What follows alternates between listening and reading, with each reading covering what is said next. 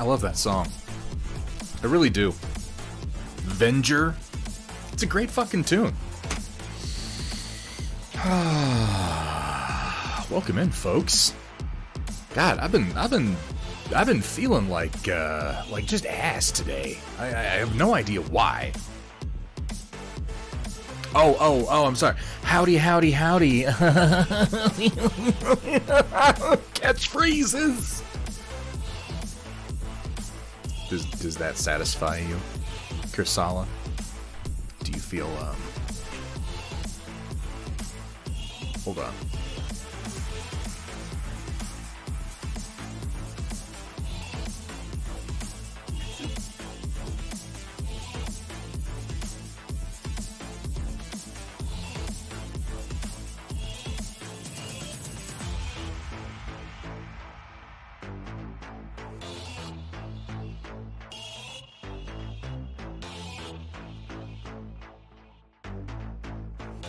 Okay, sorry about that. Sorry. a little bit of chaos there. The door opened and I was handed a jar of couscous. And I was like, what the fuck is going on right now? Turns out I needed to open it. Somebody needed my my gorilla hands, so my bad.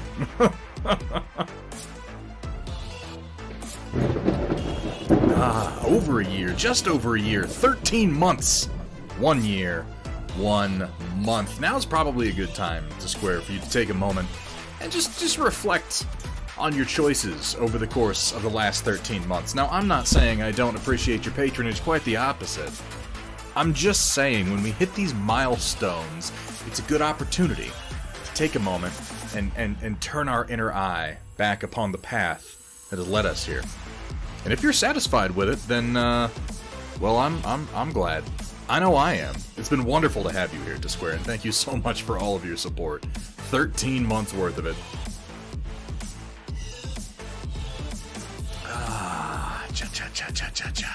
I've been feeling like garbage today.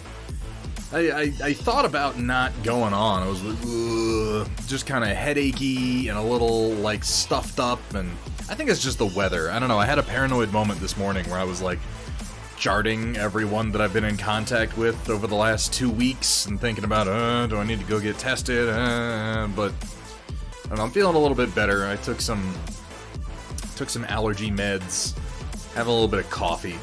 Feels like that might do the trick. We'll find out. And besides, I want to play Prey. And since I started playing it on stream, I feel like I should keep playing it on stream. I thought about just playing it. Just going on without you fine people. And then I just felt like suddenly and profoundly guilty. Whether that's healthy or not, I think is up for debate, but it did encourage me to go ahead and wait. I'm sorry to hear that, Ren. That sucks. I thought about it, Ren. What kind of a world do we live in when you can't admit to the dark thoughts you might have? We all have them. What matters is not what you think, but what you do. We are judged. We are judged not on the musings of our conscious or unconscious mind, but by the crafts of our hands. And in this case, I decided to continue to share this experience with you fine folk. Oh, Larabix got me pegged. How you doing today, Merlin Models? Welcome in, my friend. Been enjoying the story, so yeah, no, and that's one of the reasons too, is like, if it was just some game where every match is the same, some kind of multiplayer, blah, blah, blah, blah, blah, blah, PUBG, fucking whatever, like, yeah, that's one thing. Like, when the Cycle Frontier comes back out, I'm gonna play plenty of it off stream. Games like XCOM, I think I've had like 800 hours or something charted in that game, so any that I play off stream kind of makes sense, but Prey, I've been having such a good time going through the story and kind of experiencing the rich handcrafted environments, and people seem to be liking it pretty well. The Cycle Frontier, I'm never going to be good at that game. I'm never going to be particularly good at that game. I enjoy playing it, it's a lot of fun, but I'm gonna keep getting my ass kicked in that one. Yeah, Ren, we had that one bad experience. You know, it sucks too, is as soon as we died there, I started thinking of the ways out. I was like, you know what? I had a smoke grenade, we could have done this. I should have assaulted around to the left to get out that one door, flanked around, hit the guys from, like, I started thinking of the options. It's happened with Vergaderung and I, too. We were playing the Cycle Frontier and we got ambushed near the water treatment plant by two guys up on top of, like, a promontory. And, I don't know what the fuck we were thinking. Like, because the answer is so obvious. Vergaderung, you remember the moment. The answer afterwards was so obvious. It's like, okay, we're facing two people with at least two people with unknown weapons on high ground with visibility in all directions. We absolutely have the ability to withdraw. We had plenty of cover if we moved back and away, and for some reason both of us thought, let's assault through them. I was quite not only did we try to assault through them, we tried to assault through them in two different directions. It was the worst two-pronged attack, potentially in the history of human tactics. What's that, Larabik? You have testicular torsion? That's terrible, man. I'm sorry to hear that. How you doing today? I didn't say not to. Do I have to? Don't charge across the open ground at the elevated position against unknown enemies. Don't do that. It's okay, Vergaderung. I did the same thing. I was just like, attack. In fairness, Captain Zodabeard, I'll have what he's having. In fairness, in most tactical situations, if you can't necessarily think of what to do, simply being aggressive, depending on the situation, as long as it's not obviously a terrible idea, but simply being aggressive and assaulting through your enemy's position is often the best choice. Because if you allow your enemy to ambush you and then play defense and control the terms of engagement, at most you're buying seconds until you find yourself cornered and are killed. If you play aggressively and you assault through your enemy, you're putting them on the back foot and you're forcing them to adjust their plan. Captain Zodabeard, are you all right there, pal? How you doing? I mean, it's good to see you and all. But, you know, if you're in crisis, we're here for you. Merlin model, you know what? Save that one. Save that one for a minute, Merlin. We'll get to it.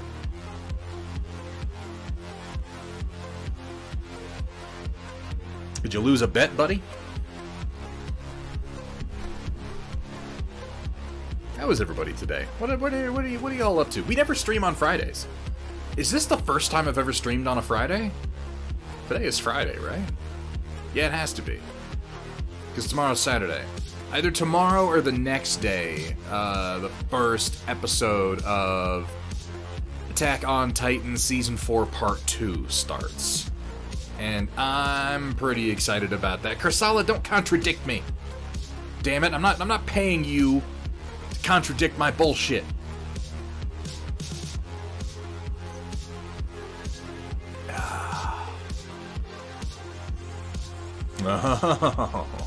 Okay.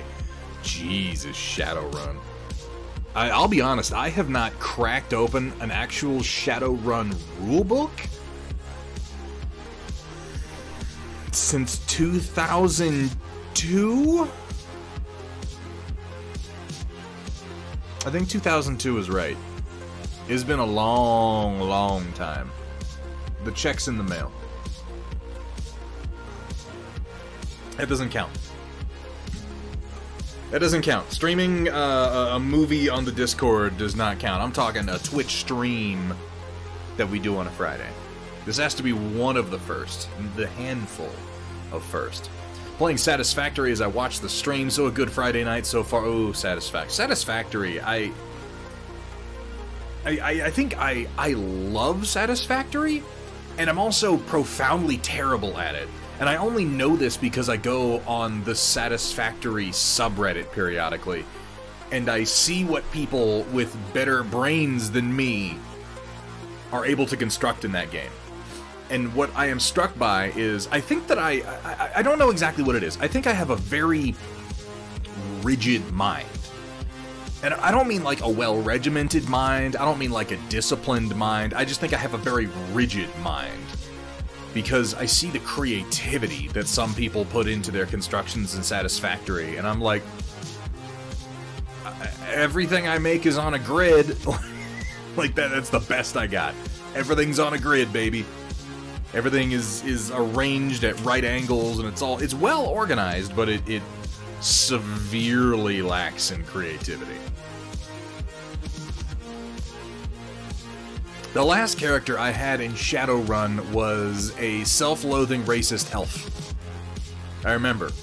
He was an elf who had gotten a bunch of cybernetics not because he needed them, but because he wanted to lower his... what's the score? Cybernetics lowers a certain score that is your sensitivity to magic. So it's like the more cybernetics you have, the less magical you are. And the more natural you are, the more magical you can be. I don't remember what the stat's called. Your humanity, okay, yeah. Ironic, since I'm an elf. But then I guess all the races in Shadowrun are humans, technically. Kind of like Shannara. But yeah, I had a bunch of cybernetics that he had put in specifically to lower his humanity and reduce his connection to magic. And I think is it humanity? It's humanity or empathy or it's something like that, Ren. You're very close. I don't remember. But yeah, he had his ears rounded out. He had the points taken off. He had little cyber ears. And he had like, I think I had the razor claws underneath the fingernails. And he would get pissed off when people would call him an elf and he'd pretend to be human. Those were fun times.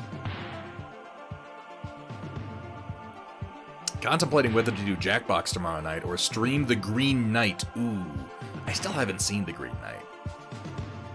Which is surprising even to me, given who's in it and who produced it.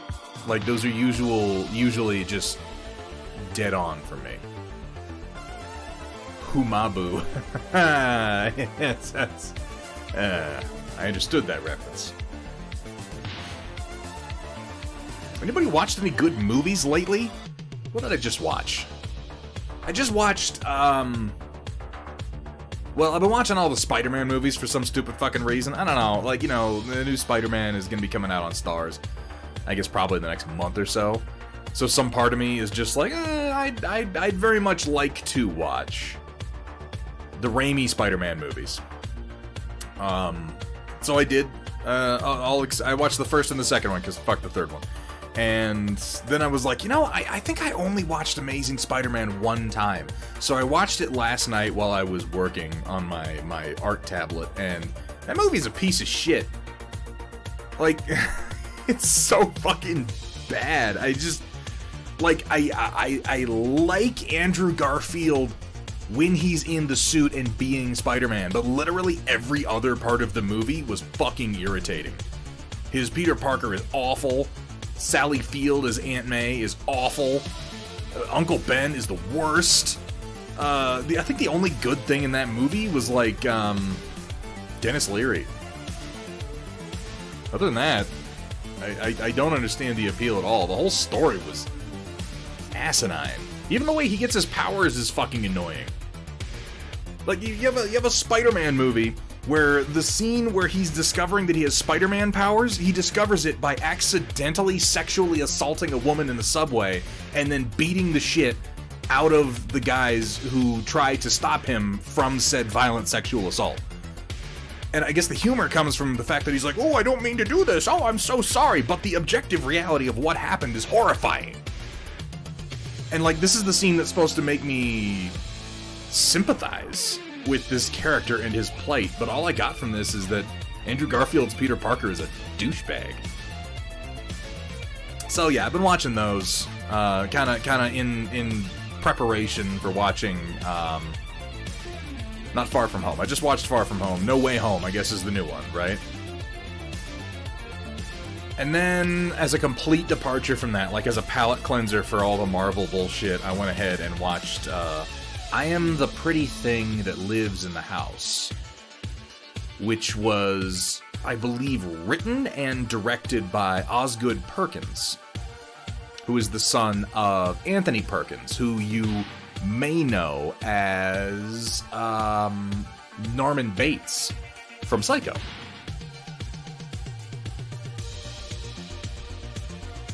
I had previously seen... He's done a few things. Osgood Perkins has directed a few things. He's been in a few things, including the famous Quigley.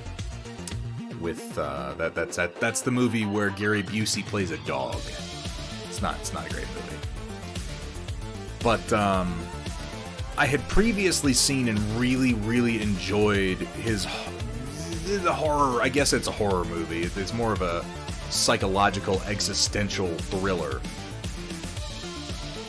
which was The Blackcoat's Daughter. I love that movie. I don't know if you guys have seen The Blackcoat's Daughter. If you're looking for something that is just like, if you enjoy the craft of filmmaking, you enjoy something that isn't going to hold your hand, something that's highly experiential, highly atmospheric, and hinges on a couple of really good performances, and then on top of that is really fucking creepy. Who's Sabrina? Which one's Sabrina? I don't know any actress who literally ever played Sabrina. I don't think I have ever watched even the old episodes of Sabrina in my entire life, despite being there. Roland, I call on you. What's up? Thank you so much for getting that shout out. How you doing, Ion Raptor? How's things? What about someone who enjoys craft American singles?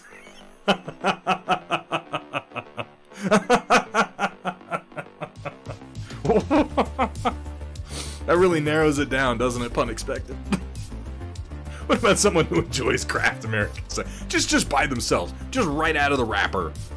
There's nothing I can do for you. It was explicit last episode, Roland. It was explicit last episode. Amos straight up was like, hey, you want to fuck? And then we got an extended scene of Bobby going, maybe. So, no, I would say you're not the only one at this point. It doesn't literally say that. That's not literally how the scene goes, but it's heavily implied. Uh-oh. Uh-oh. Here we go. Dude, I absolutely ship that. If Bobby and Amos were to fuck, like, you'd have to pick the room in the Rossi that they did it in carefully, because I feel like they would break every piece of delicate equipment with just their chiseled asses. Yeah, but you store delicate things in the cargo bay. Is that really a good idea, Roland? I'm not saying do it in the water reclamation room. I'm not saying, like, you know, do it in the underbelly of the PDC mechanisms. Those are obviously bad ideas. You eat the craft singles with or without the crust. I don't like where this conversation's going. I don't like it. Riot Sister, how you doing? Thank you so much for the raid. I'm sorry I didn't get a chance to stop into your stream before that. I literally, like, got up today. I had to fucking, oh my god. I had to get some people to deliver a couch last night. This morning I had to go and give the couch like a... Oh my god. I hate robot furniture. I don't know why furniture has to be complicated, but it required like this whole diagnostic bullshit, and then I just got right to work today, and I've got a whole bunch done, but I did not see you were streaming, and I'm sorry I didn't get a chance to stop in.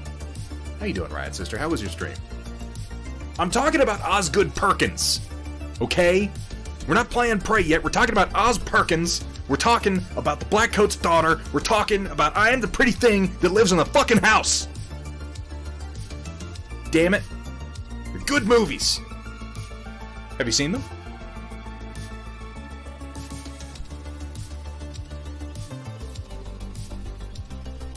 That particular sense of ennui.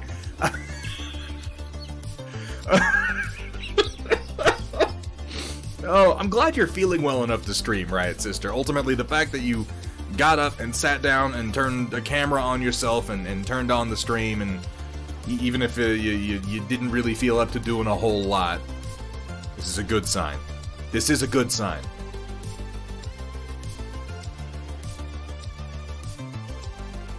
I guess I would describe the feeling of knowing that I'm about to eat a Kraft American single as ennui. I suppose that is appropriate. We hit 1,800 followers. I didn't even mention this. Between streams. Last stream, I was like, oh, we're a couple away from 1,800. We were like 3 away. I think, into last stream. And for some reason, we picked up 3 more follows here on Twitch in between streams, so we just hit 1,800 before I went on. I don't think any of the people who followed me between streams are in chat right now. But if you are, you wonderful people, first of all, welcome. And thank you so much. Thank you for getting me to this milestone, and I hope you enjoy whatever the fuck it is we're doing here. I'm not really sure.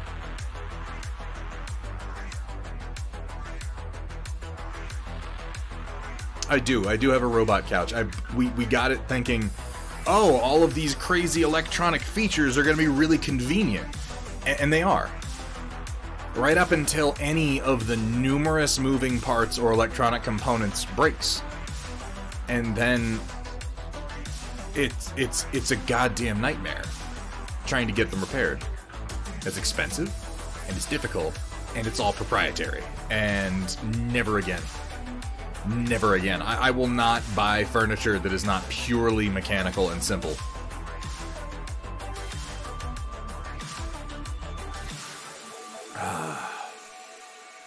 Fuck yeah, Riot Sister, that's awesome. Riot Sister, come on, let's quit it. Let's quit it, huh? You always look amazing. Riot Sister. Riot, she's over here like, oh, I looked amazing on my stream. Like that's some kind of fucking accomplishment. That's ridiculous. That's ridiculous. You always look fucking phenomenal, and you know it. Moreover,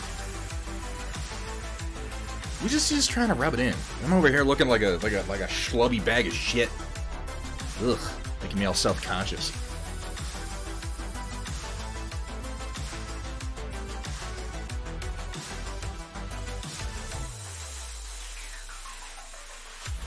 You know what? I'll take that.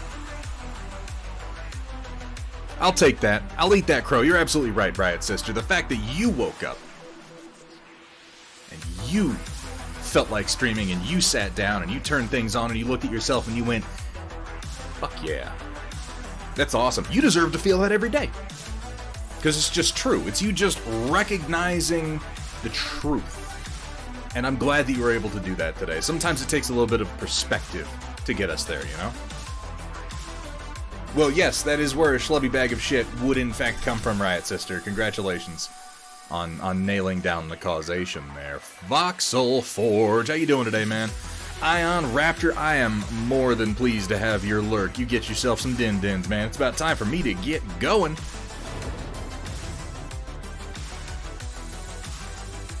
Why is Pretzel still going?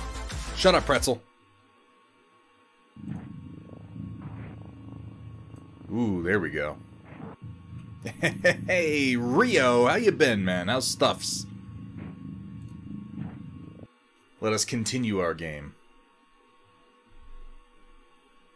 Trying to run an RP event at the Battletech Discord. Slow as heck, but it just started. Yeah, sometimes it takes a little bit of time. A little bit of time to get that momentum going. Brush for hire. My. Huh. How you doing there, buddy? Good to see you, Brush for hire, dude. Fuck. This guy. This fucking guy. Thank you so much for getting that shout out there, Riot Sister. Folks, if you're not following Brush for Hire, I feel like you... If you're in this stream and you come here to watch me like paint or sculpt or any of the nerdy bullshit that I get up to, and you, for whatever reason, enjoy my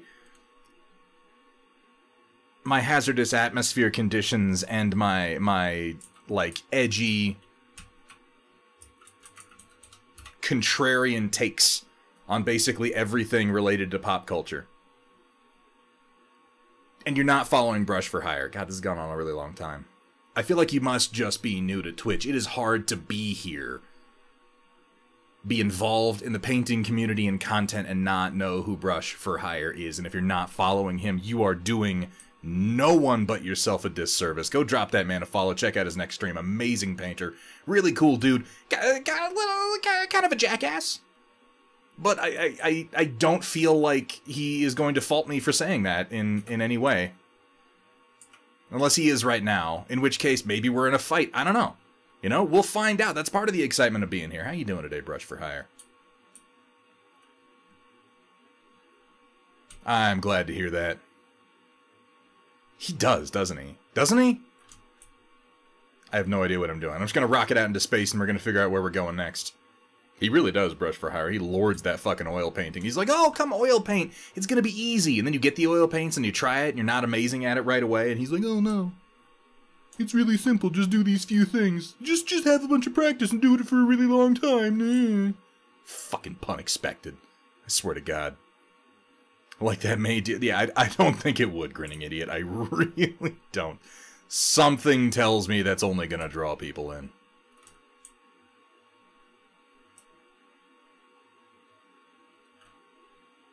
Well, you know, I'll tell you what, Brush for Hire. If anyone is ever talking to me and they're like, hey man, I need some advice. I need to know where I can go on Twitch to find some content where somebody's gonna, I don't know, glue googly eyes to their nipples. I'm like, I got you. I got you. I know the place. That's called filling a niche. And, you know, somebody's got to do it. Where the fuck am I going? That's Neuromod Division. I don't need to be there. I'm going for the laser. I had game audio just a second ago. Why do I not have game audio now? I literally just did. Hang on, let me fix it. I even looked over at my mixer to make sure it was going, and then it just stopped. Awesome. Okay, that's set up to see. In space, no one can hear you play. How have things been, Brush for Hire? I only lurk in your chat. I feel like sometimes I should do more. But all I wind up doing is lurking. I guess there are worse things I could be doing.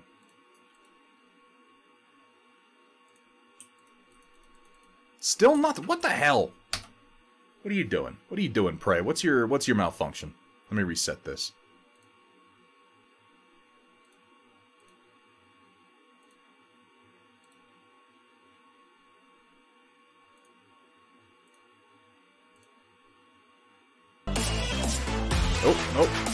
Oh, that's the wrong input. Okay.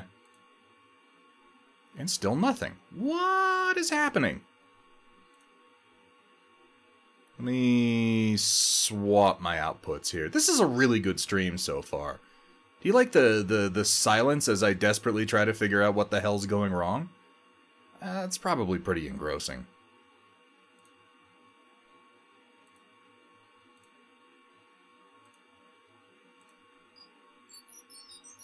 Here at Thunderhead Studio, we specialize in turning your shame into more shame. And more and more and more. Yeah, it's... Well, Brush for Hire, you have a truly fantastic stream with a lot of people in it, and I'm sure you've noticed that's kind of the double-edged sword when you move out of being a tiny stream and into being a pretty popular stream. It becomes hard to keep up with chat. And as a chatter, it becomes hard to really engage in a running conversation. It becomes more, as you say, a bit of a black hole of chaos. But that has its own appeal to it. So we just got the laser lab opened up, so I gotta go into hardware labs. I remembered that. But, oh, thank God I remember how to brake, or I would have just hammered into the station. Let's go in and get ourselves a laser, eh?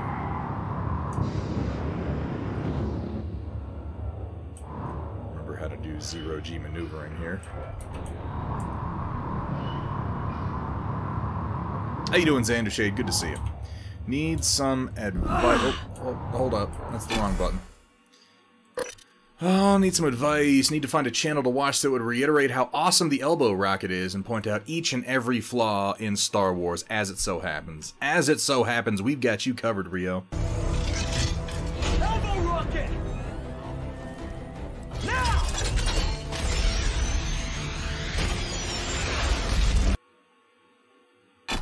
And then there was silence. And then there was silence. You want me to complain about the book of Bob A. Feet? Because I can do that. I've been watching it, and I've got some complaints. Would you like to hear how the latest fucking Disney property, made of all the money in the world, is actually stupid, and you should feel bad for loving it? Because, baby, I'll tell ya. No, you shouldn't. It's actually very entertaining, and I think a pretty good show. It's just like, when something is good like that, the little problems bug me even more. There's a mimic in here somewhere. Oh, there's a phantom. Okay. That's a robot chicken joke, unexpected. Like a mail carrier shows up to Boba Fett's house, and he has like a letter, and he goes, Mr. Feet? Mr. Bob A. Feet? And he goes, sure. Whatever. You can feel free to post it, Brush for Hire. I'm sure people would enjoy it. Oh, it's an etheric phantom. I am fucked. I've forgotten how to play the game already. Let me get a Psi Hypo, and let me get Combat Focus. Psi Hypo.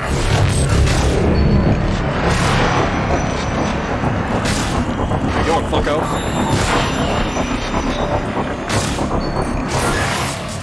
Oh my god! He took almost no damage and then punched me in my face.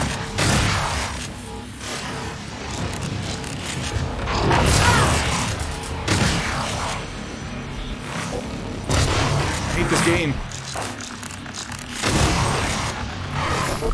Nope, that's the wrench. That's the wrench. I need the glue gun.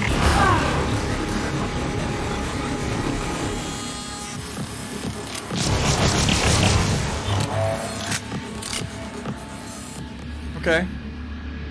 I'm so good at this game, you guys. If you really want to watch some pro strats, make sure you stay tuned.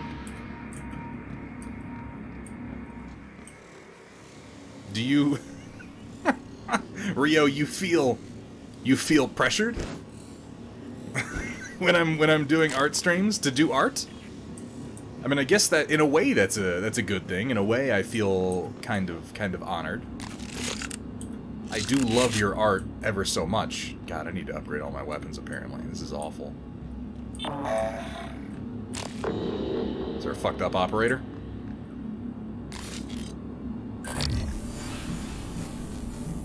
Oh, I think it's just a regular operator. Wait. Okay. I heard that sound and I thought I just identified a miniature. Ah. I can complain about Boba Fett if you want me to do so. It can be done. There are some stupid little things that have jumped out at me. Despite enjoying the episodes and thinking that, what's her name?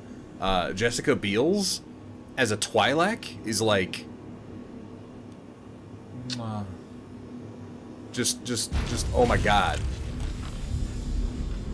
I don't think I was truly alive until I saw Jessica Biel's as a Twi'lek, and I say that as someone who doesn't give a shit about Jessica Biel's.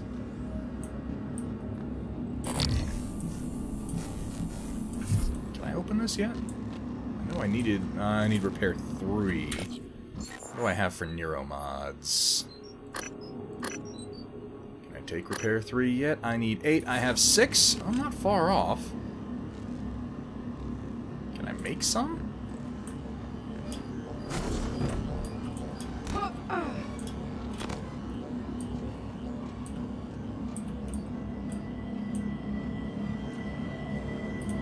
Truthfully, my only real complaint is the same one that I had about, well, no, I got 2 genuine ones. One is about Robert Rodriguez and his understanding of Star Wars technology, which is really unimportant, but kind of annoying from a choreography perspective. And my other, Jennifer Beals. I confuse the two, Kursala. Here's the problem, Kursala. I don't give a shit about either one.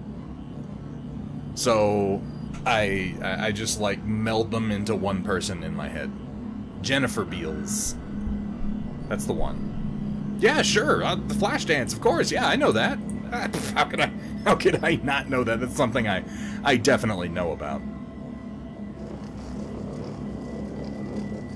Stefan Amaris and all his bib wearing. Oh, Xander Shade. That's you're not gonna. I'm afraid that's. beyond my capacity.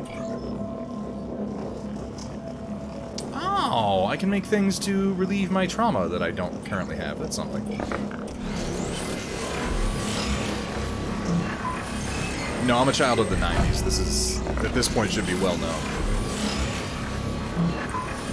Well, just to get it out of the way, when Robert Rodriguez did his one episode of The Mandalorian that Boba Fett was in, which, by the way, was a cool episode. Lots of really neat choreography. That's the one where he beats the shit out of the stormtroopers with the gaffy stick, which was the first time we got to see how a gaffy stick works, which I admit was pretty cool. Hang on, I'm gonna get a scan on this idiot. Come on. There's gotta be an angle that'll work. There it is. Machine mind. What does that do? Force robotic enemies to end hostilities and fight for you for 30 seconds. That seems useful, but I need repair. Anyway, in the episode that Robert Rodriguez did for The Mandalorian, there's a scene when the Mandalorian takes off his jetpack and he sets it down, and then like minutes later he has to get to the top of a mountain, and I'm like, okay, you have two options from a writing perspective here. Either he, well, you have one option from a writer. Okay, well, you have two. The two options are introduce some reason that he can't get to his jetpack, or have him run over to his jetpack, put it on, and fly up to the top of the mountain. And Robert Rodriguez chose option C, which is, what's a jetpack? And so he just ignores it and runs to the top of the mountain. And it always bugged the shit out of me, because it's an unforced error. You introduce the jetpack and then you fail to use it. Like, why would you do that? Oh, I thought maybe there was a door over here, but there isn't. And he does it again in the first episode of Boba Fett. Boba Fett gets surrounded by douchebags, and they're like, we're gonna get you, Boba Fett. And he's like, I have a jetpack, and I can just sort of fly up and out of the circle of assholes who are trying to contain me. And he just sort of doesn't. Like, at this point, it is becoming a pattern. Like, I think maybe Robert Rodriguez doesn't know what a jetpack is exactly. Like, it confuses him.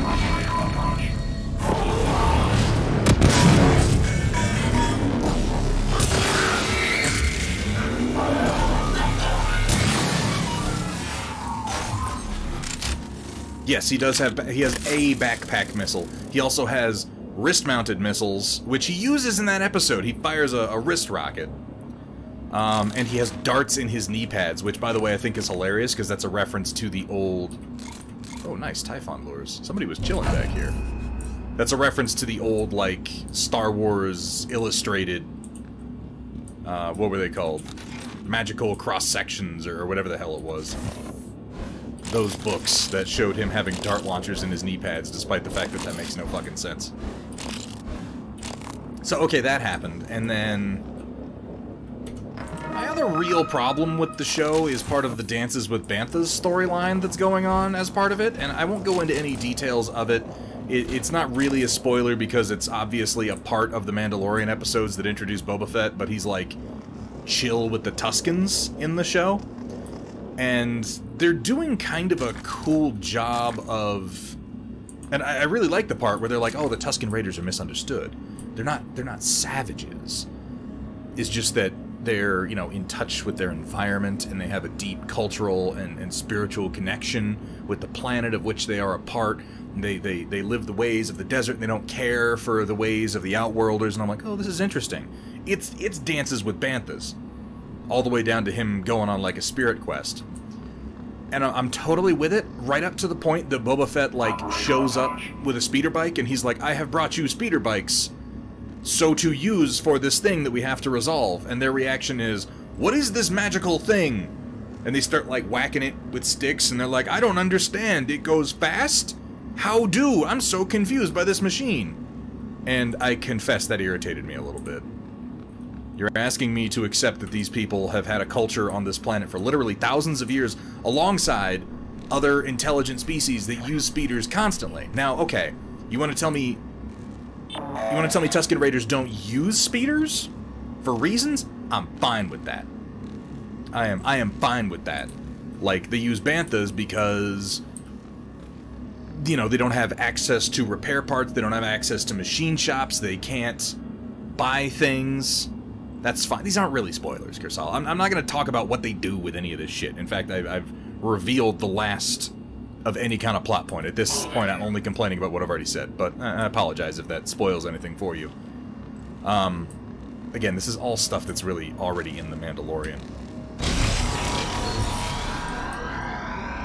But the notion that they genuinely don't know what a speeder is seems ridiculous to me. Oh, look. Sputnik.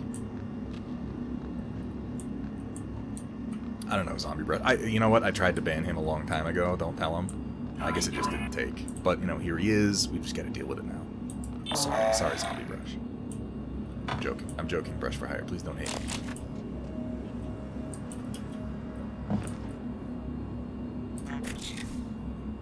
What is a heptacidic amp? Eliminates the drunken effects of alcohol. Well, that... I don't want that. That seems awful. There's a manual override. Was there another way to get in here and hit the manual override that I'm just not aware of? Doesn't seem like there's any passageways I could have gotten into, even if I were mimicked. I don't know. Anyway, Boba Fett's a good show, has a couple of stupid things about it, which puts it pretty much on par with... What was that? Puts it pretty much on par with the best of Star Wars, because Star Wars has always been real dumb. And the only reason I notice these things is because new Star Wars is actually pretty good. So when they haul off and they do something stupid, little unforced errors like that, I'm like, ah, why'd you have to go and do that? Why does that have to be a thing? Alright, what can I do here? Satellite psychotronic transistor. I have no idea what this is. I took it. I've got it. I've got a psychotronic transistor. I don't know what it's for.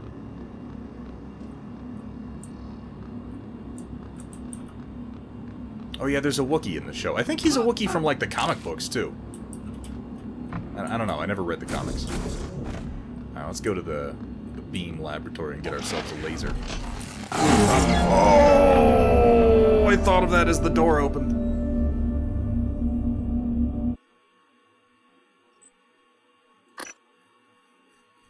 As the door opened, I was like, oh, wait, there's a conduit over there. I should heal and then use the glue gun, and then...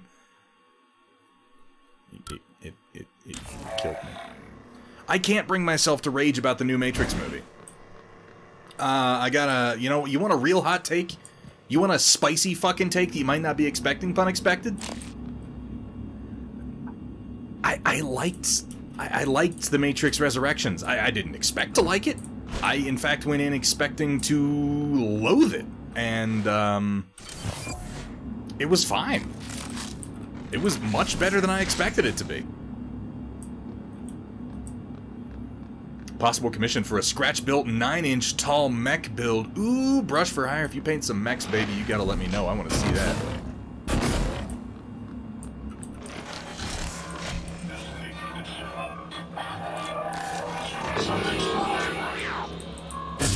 Multiple corrupted operators? Yep.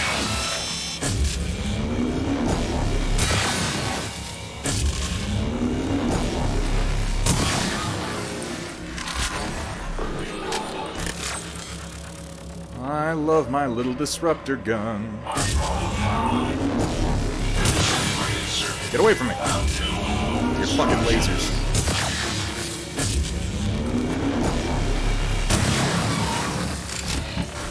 I should really upgrade this thing. Ah, I'm sorry to hear that, Arcgrave. I'm having a little bit of a concern myself today in that I've been feeling very poorly, but it hasn't been long enough, and I don't have enough specific symptoms to say if that's it yet. If it continues, I'll wind up going to get tested.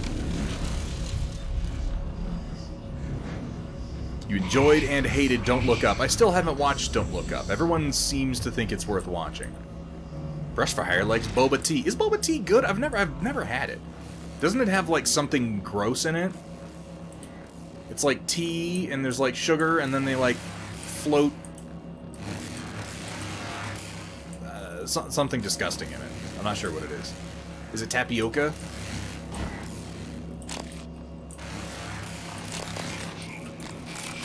Tapioca balls. Somehow saying ball makes it sound even less appetizing than it already did. Actually fine with tapioca by itself. I'm just gonna repair this shit. It only costs 3, and now I don't have to worry about that anymore. I hear a phantom someplace, but hopefully I won't have to encounter it. What's this? Log every time you enter the maintenance crawl space through the access panel. Leaky pipe fixed. Unexplained light flicker. Unable to locate source. Ooh, that must have been a phantom. Power grid okay. Electrical device near machine shop door unstable. I just fixed that. Shut off local power. Oh, you mean I could have gone in here? I didn't have to repair it at all? Well, I feel silly. Could have just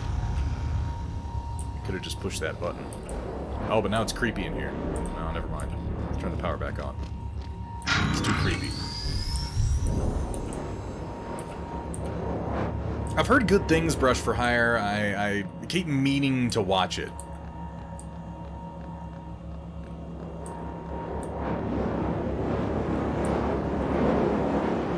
You can get them without the tapioca balls. Is it still boba tea if you don't put the boba in the tea? And I plug this up. Is this just the superficial vent? Okay, whatever.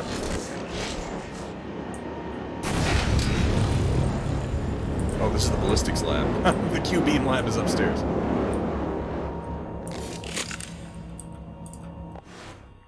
The Silent Sea is stupid as hell. I watched that whole thing. And I'm inclined to agree. I really thought I would like... Yeah, that's what I was thinking, Brush for Hire. Like, isn't that just... It's just tea? It's certainly... If you take the boba out of the tea, it's no longer a proper Mandalorian dish. That much is certain. I watched The Silent Sea. I generally like Korean sci-fi. I think a lot of people have been turned on to Korean sci-fi lately, thanks to shows like, oh shit. Obviously Squid Game. But, like, I enjoy, you know, The Host, Train to Busan, which shares an actor with both, Squid Game and Silent Sea. In fact, The Host shares an actress with The Silent Sea. The main actress in Silent Sea was the little girl in The Host. Train to Busan was great. Train to Busan is a real whiplash of a series because Train to Busan is amazing and the sequel is one of the worst things I've ever tried to watch in my entire life. Like, it was unwatchable. I couldn't finish it. I enjoyed... Oh, hang on. Hello? Hey, it's Langley. Are you, is there anything weird going on over there? I mean, No, bit, like yeah. what? I don't want you to panic. What is going on, Langley? Not sure yet. Security's running all over the place. So, everyone's still working there? Hang on, I got a bit of an echo because I have 2 audio sources for the same thing. I guess. I don't know. There we go. I've been in the lab all day. Hang on.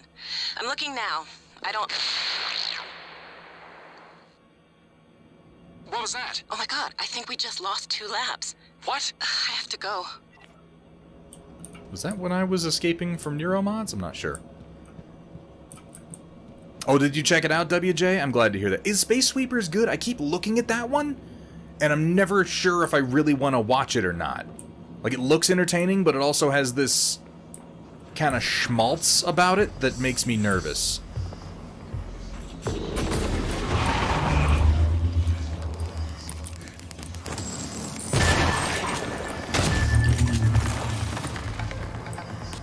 Come on, come on. Down he goes. Campy and super fun with a lot of heart. That actually sounds like something I would enjoy then. I'll have to check it out. But yeah, Silent Sea has, I think, a pretty good premise. But it, and I'm sorry if this is a spoiler for the Silent Sea, if you're really dead set on watching it, plug your ears. It's basically the plot of The Waters of Mars from Doctor Who. Like, that's kind of just what it is. Like, there's really nothing else going on, and it's realized in a dumb way.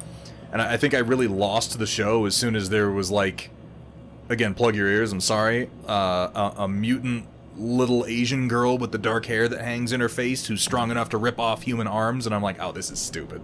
This got dumb. Oh no. I wanted to like it more than I actually do like it. I think the performances are solid. It's mostly the writing that kind of sucks. So I guess it depends on what you're looking for from it. Elon Musk is always the bad. Elon Musk is easy to make the bad. He's basically Lex Luthor, and Lex Luthor has been the bad guy for decades at this point. Actually, no, he's not Lex Luthor. I take that back. Lex Luthor was vastly more competent than Elon Musk. He has, like, all the money and the ego, but none of the fucking brains. Obadiah Stane. I guess I could see that. Kind of a talentless douchebag. Yeah. A year here? What am I doing with my life? It's ironic you should say that, Zombie Bro Studios. I was just asking Square if he was sure about the path he was on as he renewed for 13 months. Please ensure a suitable target is in the range aperture before commencing firing tests. Firing tests must be limited to 3 seconds or less. Well, that Phantom seems like a perfectly suitable target.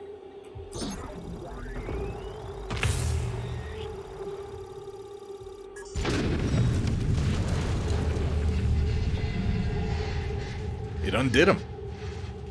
Okay. Icon has. Unlock.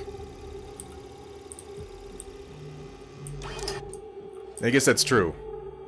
Stane was at least somewhat likable. I don't remember the scene where Obadiah Stane in Iron Man accused a first responder of being a pedophile because he didn't like him. I guess I missed that part. Got some ammo. I didn't read the thing. Did it tell me how this thing works? Oh, this is adorable. Look at this. Oh, this thing is jangly as hell. Look, the power cells wobble when I turn back and forth. Musk is Jules Pierre Mao. No, no, no, no. Jules Pierre Mao was also much more competent than Elon Musk. And had, like, the actual, I think it's fair to say that Jules Pierre Mao actually had the well-being of the human race in mind. He did some terrible, terrible things in pursuit of it. Yes, okay, fair enough.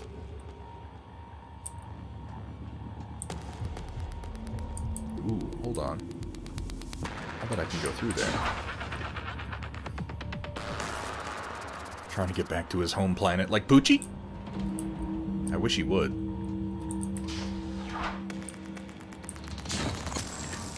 I'll bet I can turn into a thing. Am I right?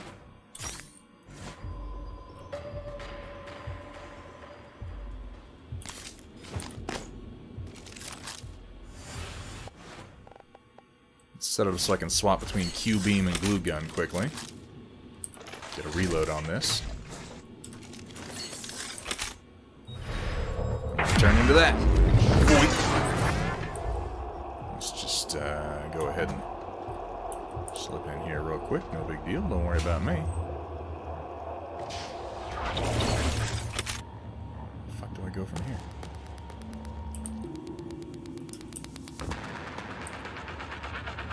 Oh, I thought that would let me into the lab over there, but it's just like I can get down to the ballistics lab from here. Because that's the recycling chamber. Oh. Crap. There's nothing up there? What a stupid maintenance hatch.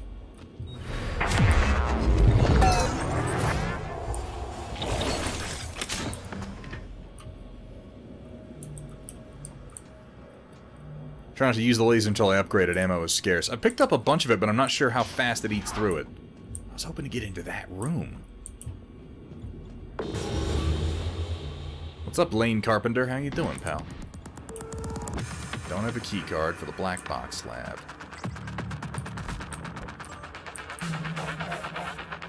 Received a report there's an issue with some black box equipment in the guts as it never reached the cargo bay. Unable to locate Josh Dalton for assistance. So I need to find Josh Dalton. Speak with Josh soon.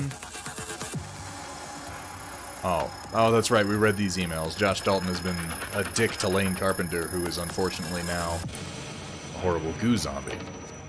So I probably need to find Josh Dalton to get in there. Breach failsafe. What does this do? Can I break it? Does it just lock the door? I'm not sure. I don't want to break it at all. What it's going to do.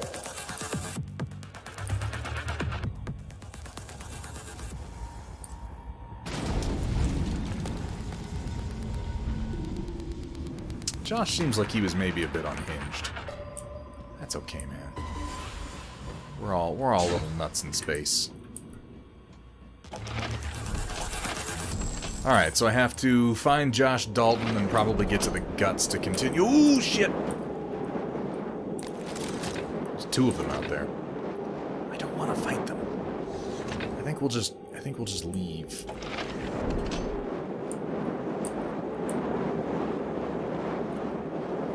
Just get the fuck out of here. Haha! Fuck you. Oh wait, I need to get to the computer over there with the personnel files. Yeah, shoot your mind balls at somebody else. Alright, crew. Looking for Josh Dalton. Is he not a Hardware Labs person? Oh yeah, he is. No life signs in the guts. I gotta go to guts anyway. Oh, there's a phantom in there too. We're gonna go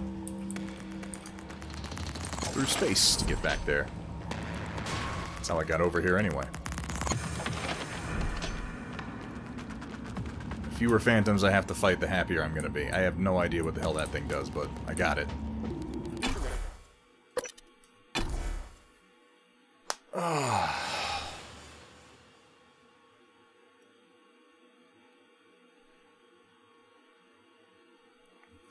Obadiah Stane only had charisma because he was played by Jeff Bridges. Like, that's where all the charisma came from. Unless we're talking about comic books Obadiah Stane, in which case I really can't comment.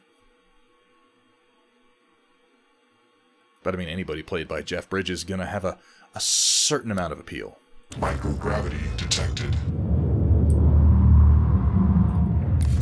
It was the beard.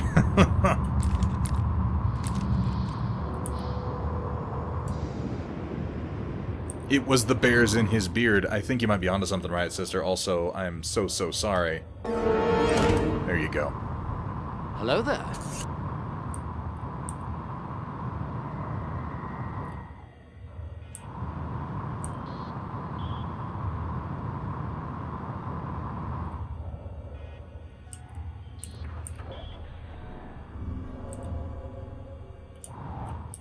Alright, we're going back into psychotronics for some stupid reason. Why did they design the suit to sound evil anyway? You mean Obadiah Stane's Ironmonger suit? Because it's awesome? The same reason that the Iron Man Spider-Man suit interrogation mode sounds like fucking Arrow? Oh, my suit. I can't say, because everything on Talos I is a little sinister. I think that's probably it.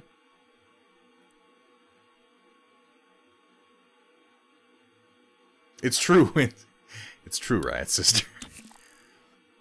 Streaming, it does. It does take a certain amount of energy. I don't think necessarily, like, everybody reacts to it exactly the same way, but I know it definitely takes some energy from me. At the same time, it kind of fires me up. Depends on what I'm doing.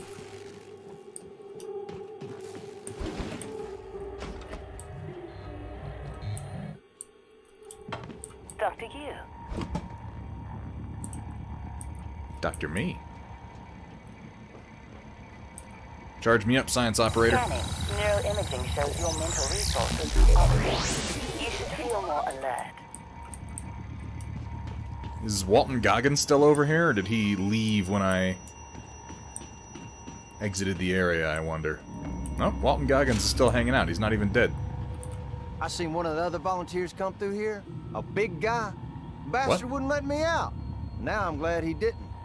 Watched him bash some poor sucker's head in with a wrench. Kept going on and on about black eggs and whatnot. Real disturbed.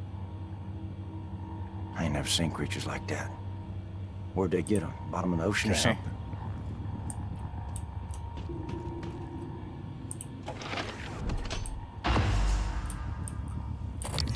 Oh, that's right. We opened this up and I haven't been in here yet. Get me plenty of exotic material. There has to be a mimic in here somewhere. Oh, there's a phantom.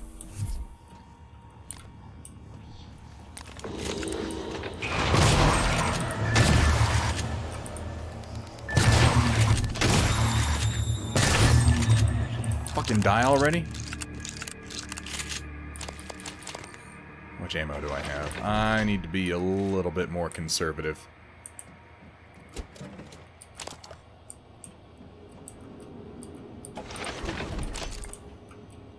Anyone else here ever play the old Sierra games? Oh, this is the original Neuromod design.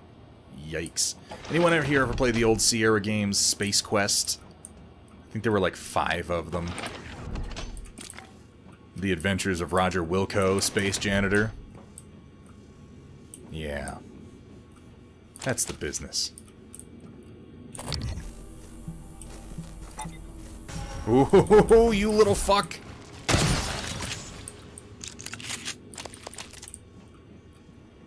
I appreciate that they can tell when I've spotted them. I got plenty of ammo for the pistol. I'm going to use it for a bit. Oh, that's creepy. Camera keeps following me. Played the text adventure it was based on. I mean, the first ones basically were text adventures. They had rudimentary graphics, pixel graphics, but you had to type in your commands like a text adventure or like a MUD.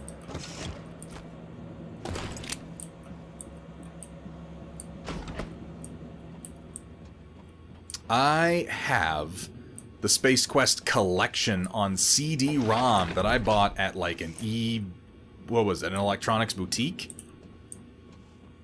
I don't know how many years ago. I've still got the CD though.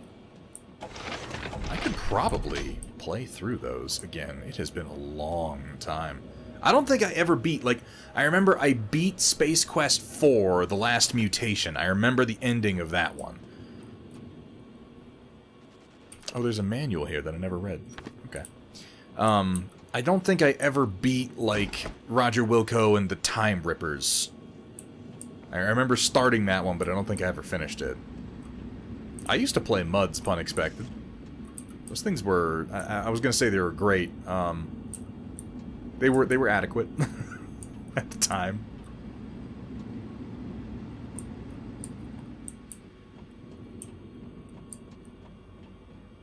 Alright, we are continuing on to the guts. These turrets are still hanging out. That's excellent. I love you guys. MVP, keep doing your job. Except you. You're all fucked up. Sensor reset.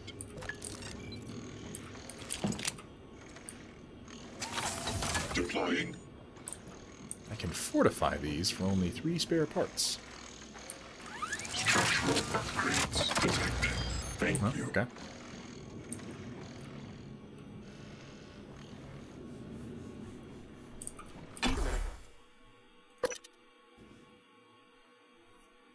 Hey, good to see you, Crossbow Roof. How you doing today, man?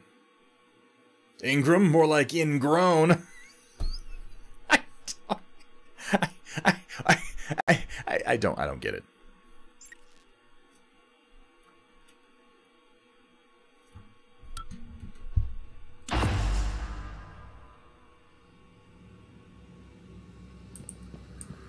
Oh, a handy thing pointing me to a recycler. Enter password. I don't know the password for the operator dispenser.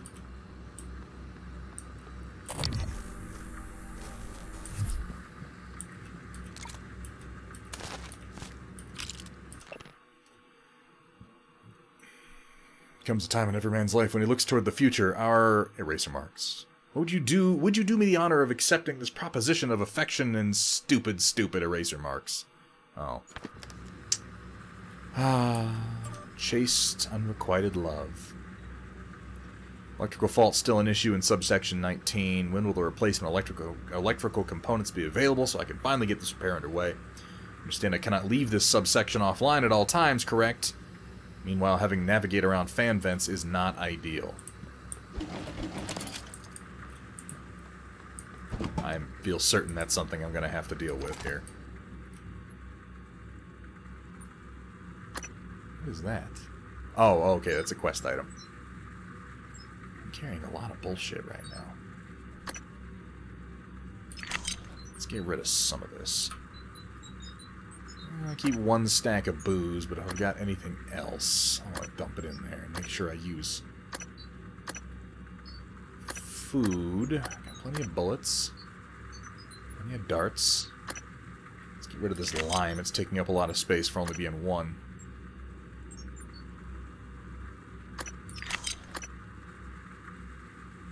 A pair of broken bones and remove fracture trauma. I don't want to get rid of any of those.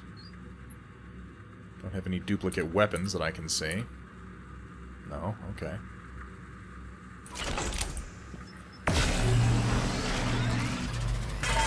Watching multiple streams while assembling Necrons. Assembling Necrons is, it's a little... It's a good thing to have a distraction from.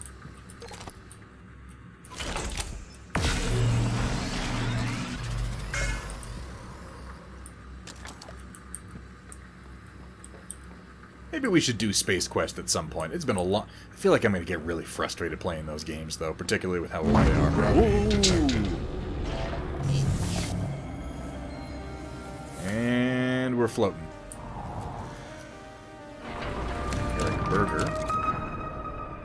EMP charge fabrication plan. Nice. Oh. This is going to be a whole zero-G section.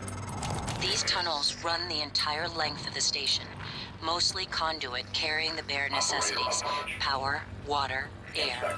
But operators also use it to deliver supplies from the cargo bay up to the Arboretum. Given the small number of crew assigned here, I would expect Typhon presence to be minimal as well. But that's probably no, a bad Riot assumption. Sister. No, we did that once, and it was a shitty idea then. I was hoping I could break through that. Glad there's no, like, tempered glass in space. That was an awful idea when we did it during Dead Space, and I'm never doing it again. People paying me, like, $5 to suffer from fucking hypoxia? No, thank you. That was not worth it. Couldn't you just become an item and float? I mean... Yeah, but that takes Psi if I'm gonna do that. Do some repairs while I'm down here. I should scan for mimics, by the way. Okay.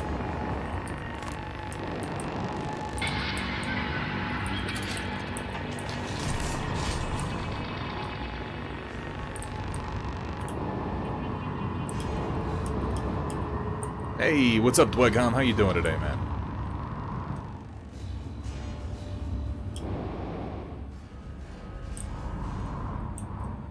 Ooh, staying oriented in here is going to be weird. Oh, you know, keeping it together. What?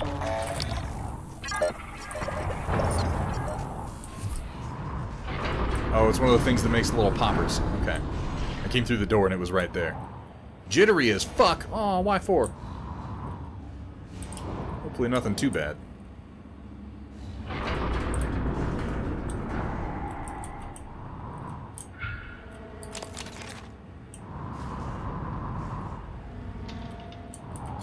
I managed to take one of these things down before, just using my glue gun, which I think is ideal.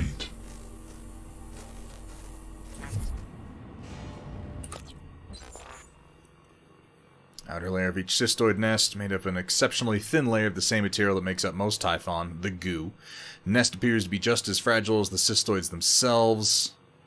Less of a protective structure, more like a living mine. Yeah, it just drops the explodies.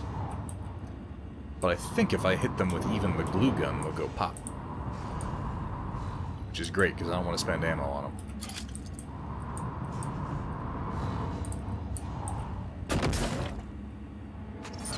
Yep, there it goes.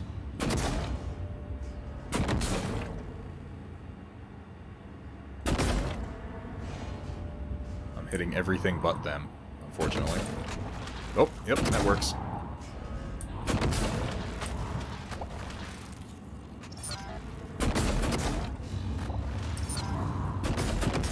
What a stupidly effective method. I love it.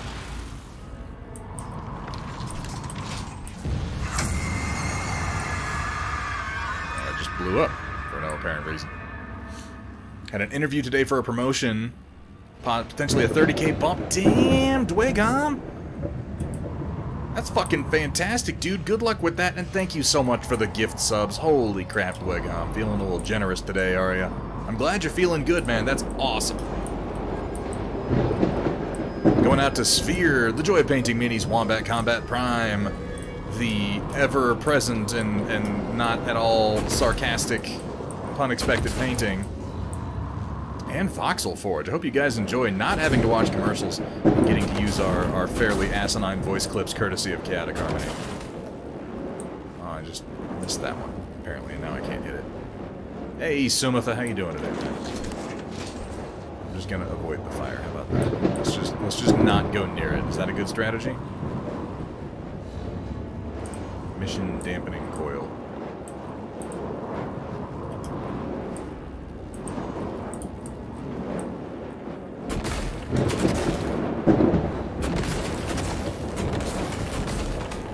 I'm annoyed that I apparently am not hitting the spot that the fire is coming from.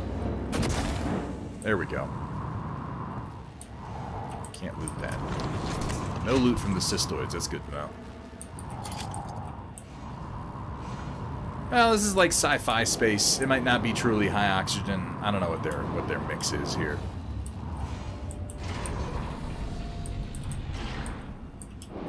Well, hopefully. I hate back problems. I have plenty of them.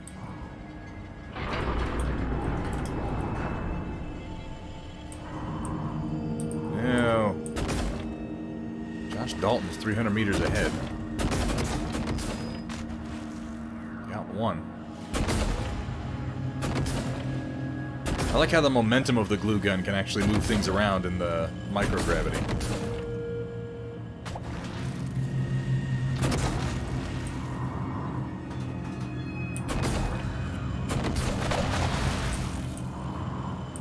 They go after motion, so even if I set something in motion near them, they go after it and then blow up.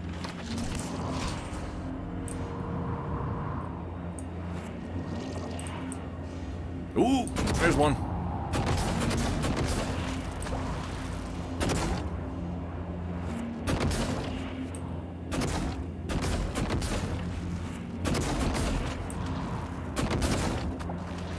Just keep lobbing glue balls in there until they're all gone.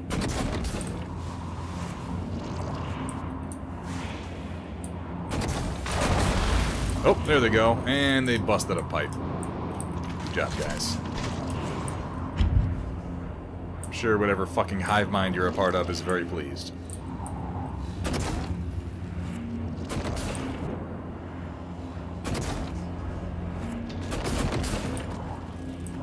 Try to hit them when they come out.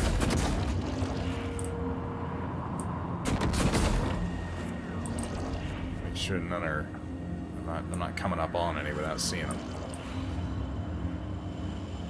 I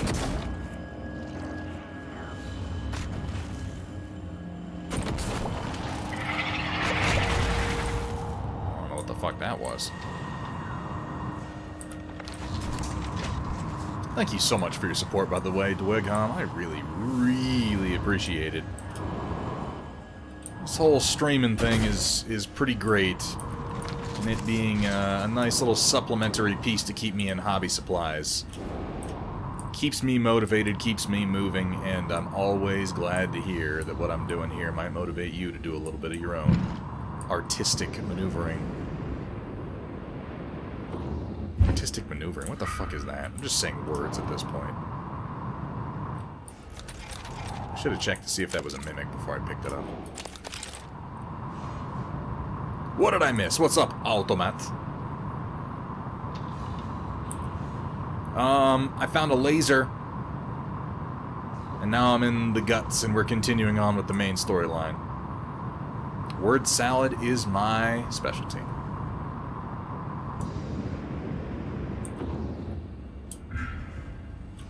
It's like a Caesar salad, but with fewer anchovies.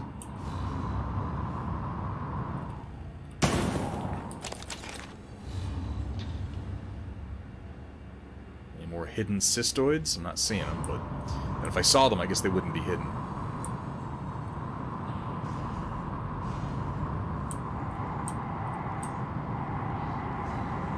I'm trying to remember...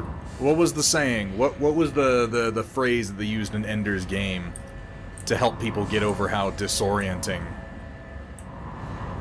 zero gravity was? He had a way of thinking about moving and maneuvering in zero G that just sort of helped everyone's minds grasp it better.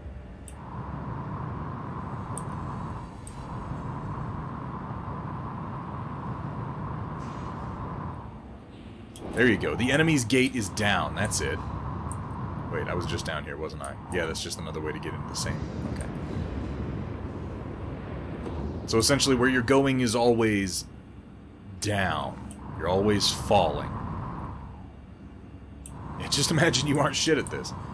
Try using a little trick I like to call the right way. Genius.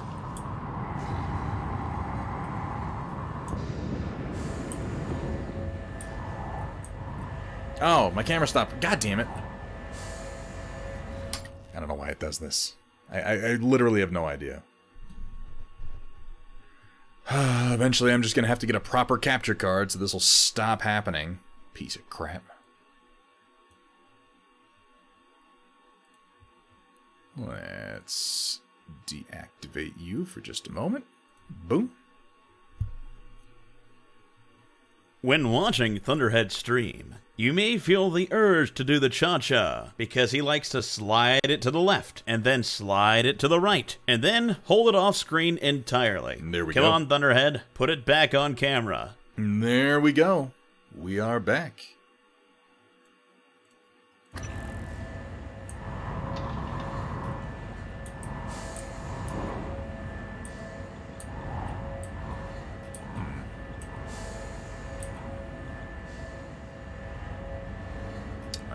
Neither a code nor the necessary hacking skill. I only have one neuromod. I'm gonna have to go back and make more.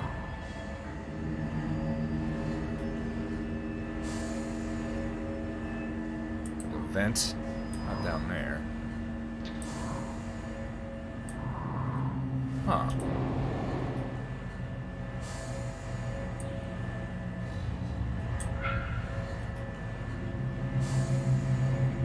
I wonder.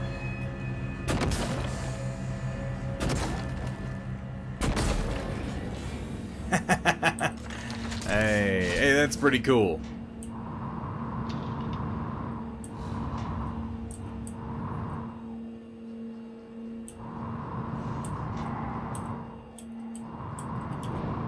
When in doubt, just break shit.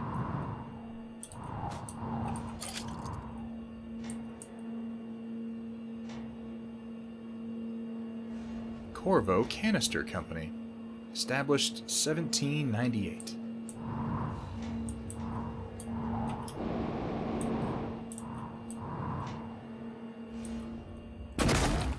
Oh, no, that was not where I wanted to shoot that.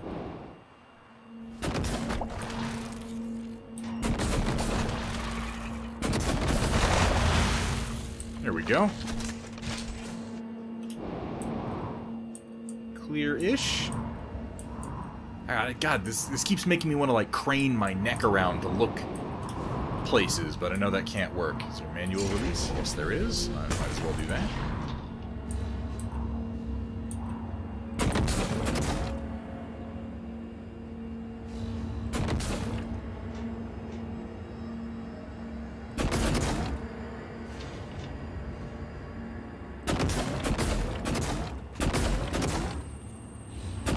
Bunch of cystoids over there I need to go ahead and set off.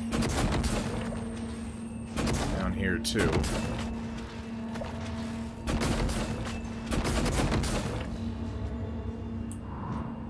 I'm not going anywhere near these little fuckers if I can help it.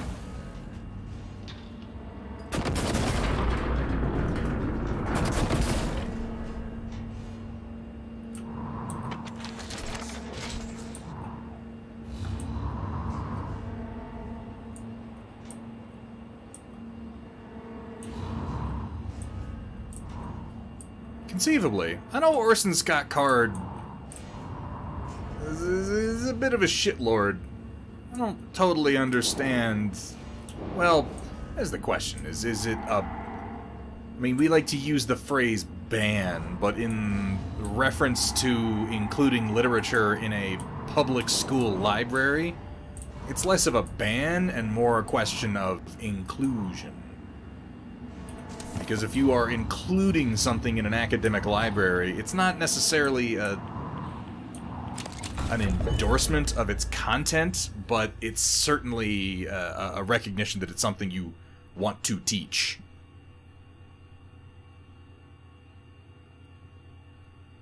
Yeah, I know electrical subsection 19. We already read about that.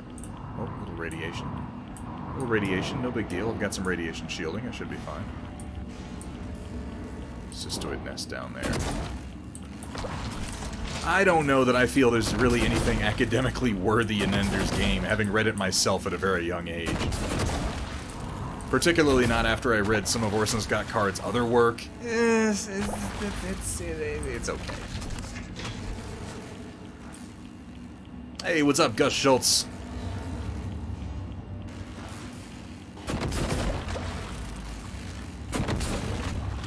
If you don't respect the cat, you're gonna get the bap. Damn it. Why is there so much radiation at this end of the... Where's it coming from? Is there something in particular that is irradiating me?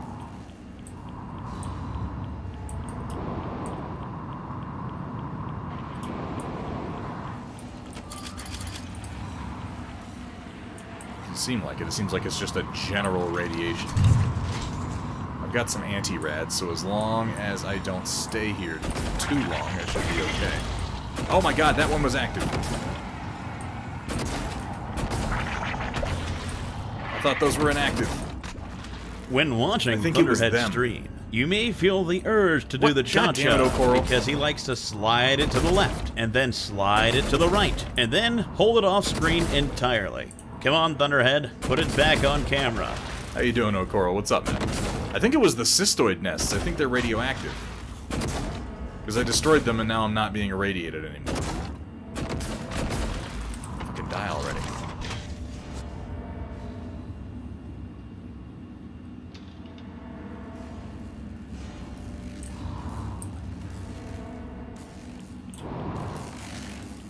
Yeah, because I'm pretty sure there's one down in that pit.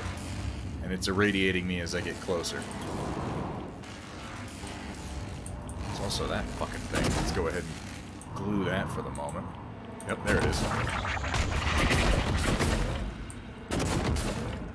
Man, I don't want to go down there. It's full of explosive dingleberries.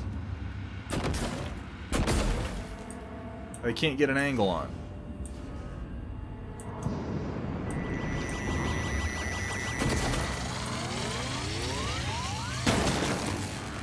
Son of a bitch! I can't believe I didn't get to that in time. Let's just go ahead and repair you. There we go.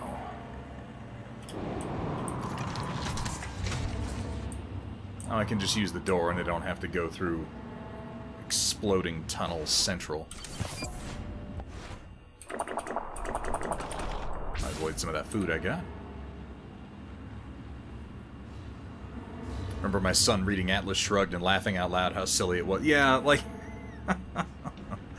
I tend to agree with you, Voxel Forge. It's, you know...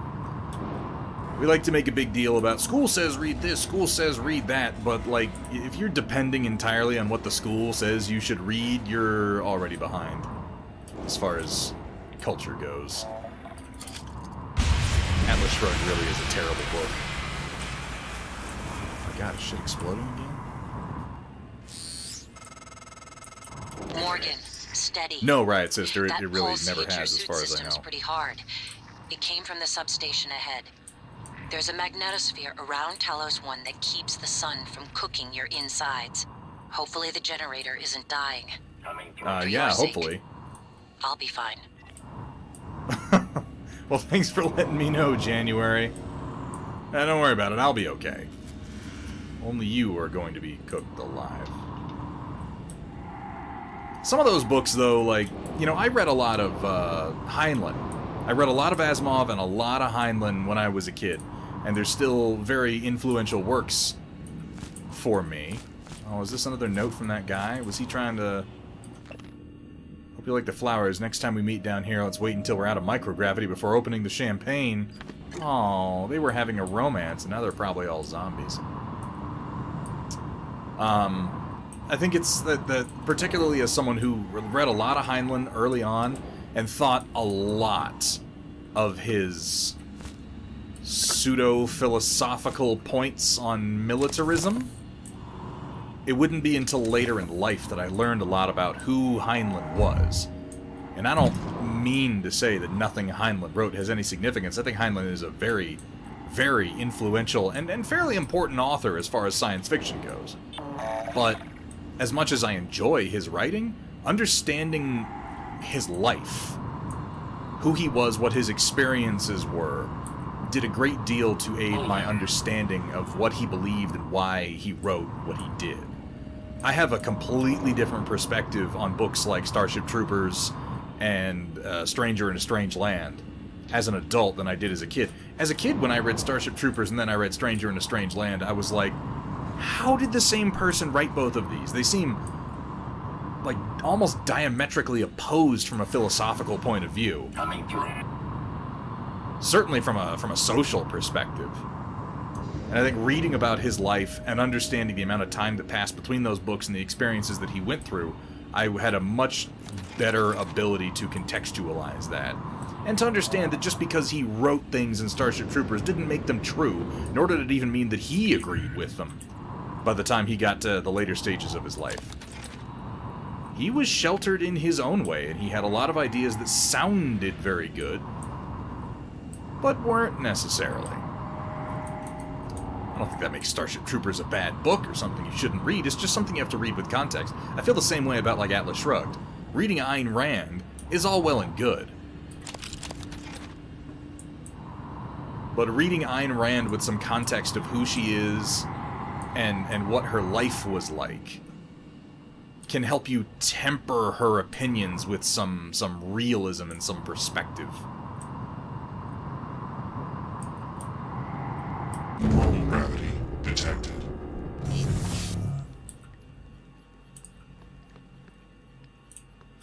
Ooh, we haven't gone through one of these doors yet. I'm gonna turn into a can. Let's check it out. That's pretty cool.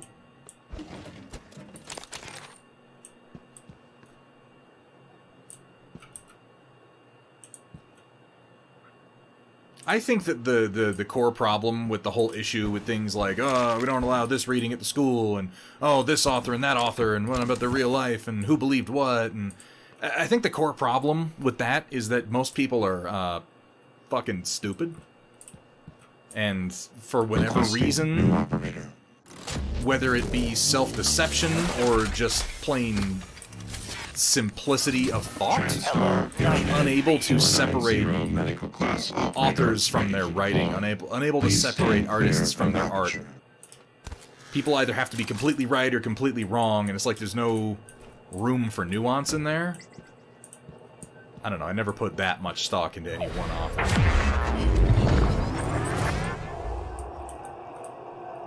It is a bit Odo-like.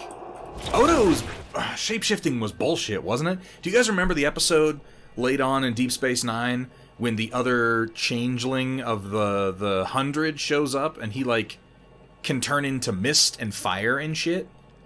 How the hell does that work? How do you turn into fire when you're a goo beast? The only thing the show ever did was mumble nonsense about a morphogenic matrix as if that word means anything, with the power of imagination. Alright, Sumitha. Can you shoot a dart and turn into a dart?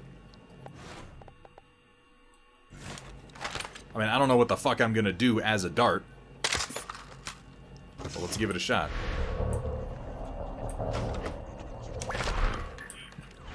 It won't let me target a flexifoam bolt. Maybe I can do that at a higher level. Like, maybe that's considered a more complex item. Ammunition in general. Because I think there's 3 levels of Mimic? Yeah. Mimic slightly more complex machines such as turrets, complex machinery such as operators. Ooh. Regeneration. That doesn't sound bad. Oh, phantoms. Oh, I can take the... So basically, if a Typhon has an ability, I can get a version of it. Because that's what the etheric phantoms keep... Or the voltaic phantoms keep doing to me. Shoot a dart and turn into it in midair, inheriting its inertia and flying through the air. What you're describing, Automat, is basically what, like, an Ant-Man game would be if they were able to make a good one. And by the way, I'd play the shit out of that game. Something with, like, open-world exploration, like the Spider-Man games, but you're Ant-Man and you can change your size. That would be fucking awesome. What was the name of his flying ant in the first movie? Was it Antony? It was something stupid like that.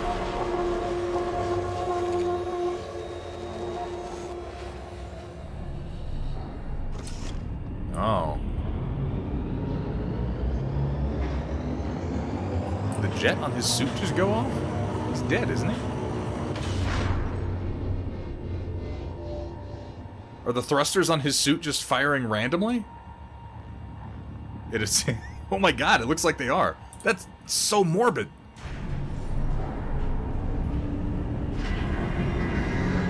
Warning, plasma shockwave imminent.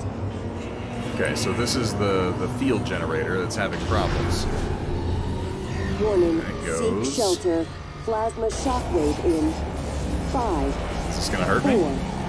3, 2, 1. No? Oh, okay.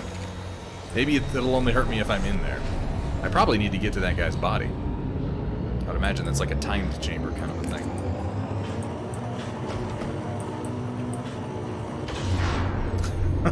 It's an important question.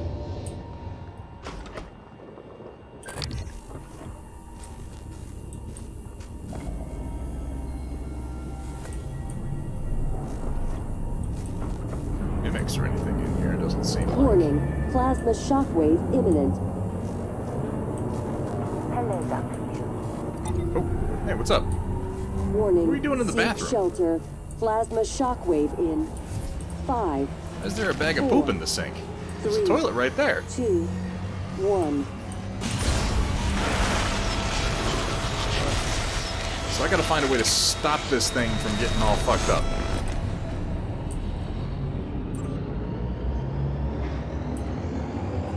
Josh Dalton's tracking bracelet has him in the guts. I'm looking for him. Hasn't shown up to his workstation for 3 days. We're falling behind on the Black Box project due to his absence, and Lane uncooperative. Lane died in the Black Box room. Rather not get Thorstein involved, he's also dead. Please let me know if you have any information. CCing Tom and HR. Scale and frequency of the magnetosphere's plasma release pulses have been steadily increasing to unsafe levels. Currently investigating potential causes and fixes. At their present scale, the effects are interfering with nearby electronics and the stability of the station's shielding.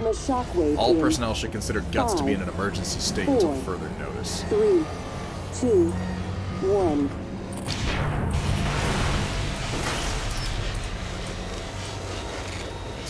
It's safe that I can't yet hack. Go ahead. Snuff some of this fire out. Oh, this is Laurel Davis. This is who all those love letters were written to. Oh, this is sad.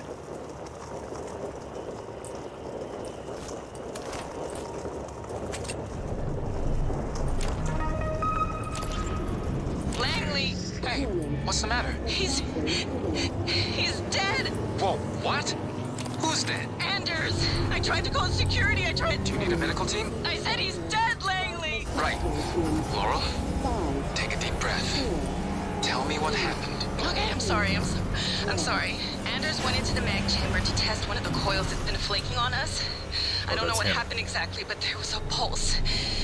I think it cooked him in his suit. God. I'm Just floating so sorry, around in a big Laurel. old microwave. Can you get up to the Arboretum? No, this goddamn Anders fire had the go key out? card.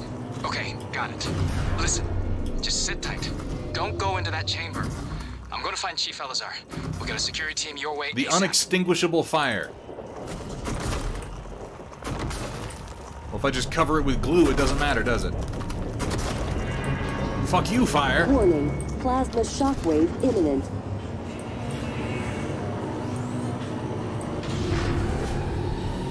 Warning. So I gotta go in there and get a shelter. key card, I guess. Plasma shockwave in 5, 4. Let me take apart, because I just got a couple of duplicate weapons. Dismantle. Dismantle. Anything need repairs? You kinda do.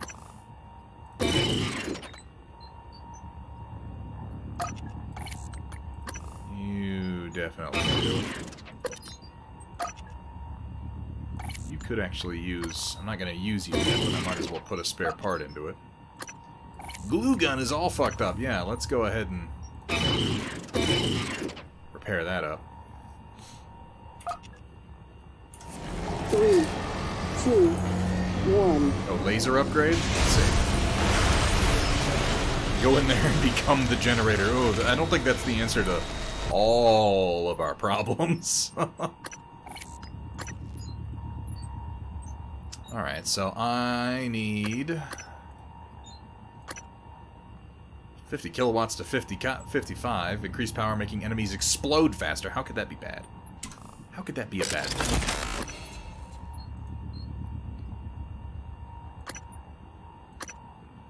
Fire for longer between reloads.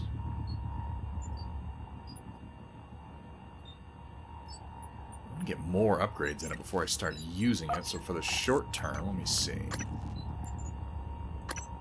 Need gunsmith to further upgrade my basic weapons.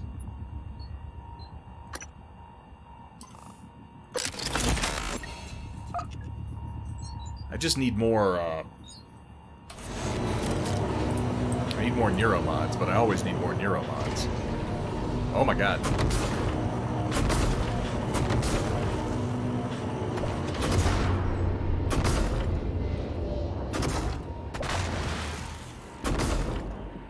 Little exploders.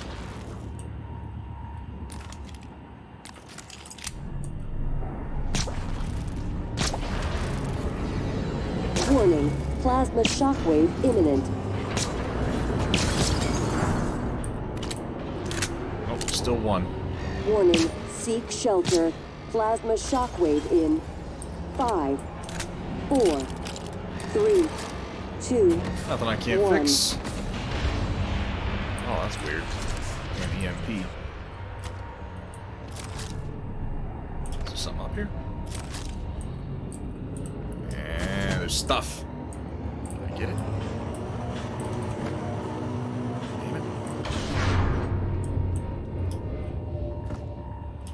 If I go up the other side, maybe. There we go. I probably could have come up here and shot the cystoids from safety, but didn't. Here we are. Wonderful, wonderful suggestions to wake on. Become the soup can and leap mightily.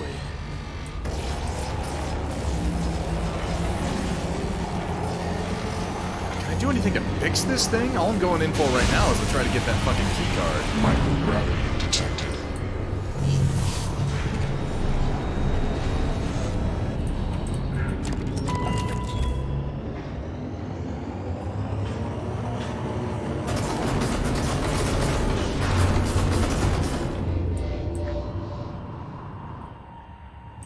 Got a chipset. I didn't get a key card though. Normal gravity detected. RTX propulsion Gen 1 increases the RTX propulsion's glide speed. Oh, that's pretty good. What do I have right now? Battery optimizer, beam shielding, radiation shielding, impact amp, recycler shielding, EMP shielding. I don't feel like I'm really using the flashlight much. Let's take that off. I'll take the propulsion boost. That seems good. Warning. I didn't get a key card. I thought she said he had a key card on him.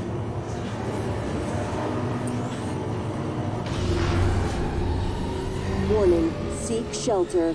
Plasma shockwave in 5, 4, Supplies. 3, Go up there. 2, 1. The answer can't be... No, the answer cannot be to break the magnetosphere generator. That would kill everyone.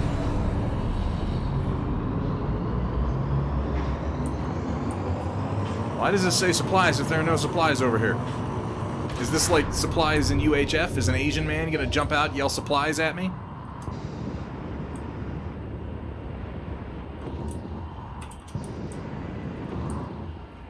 Gravity detected.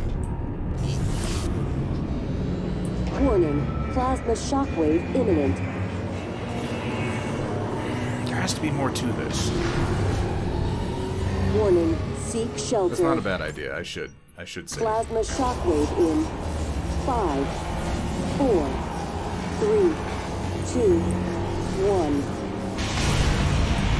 Microgravity detected.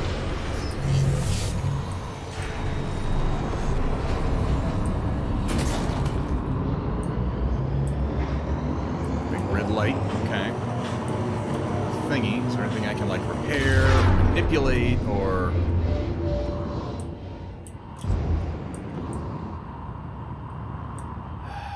Doesn't seem like it.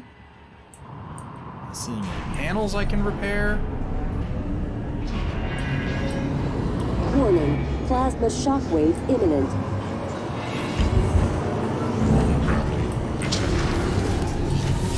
Warning, seek shelter.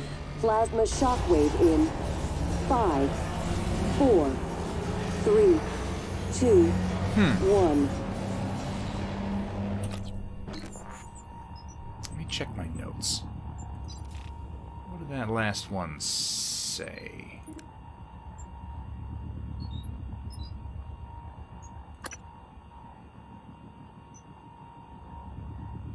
Oh, now I don't know which one was which.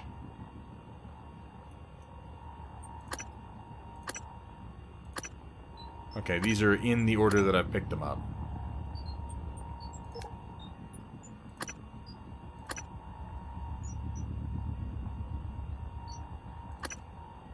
Langley! Hey, what's the matter? He's dead! Whoa, what? Who's dead? Anders! I tried to call security, Do you need a medical team? I said he's dead, Langley! Right. Laurel, take a deep breath. Tell me what happened. Okay, I'm sorry, I'm sorry. Anders went into the mag chamber to test one of the coils that's been flaking on us. I don't know what Okay. happened exactly, but there was a pulse. And that's I Anders. think it cooked him in his It's suit. in there. God, I'm so sorry, Laurel.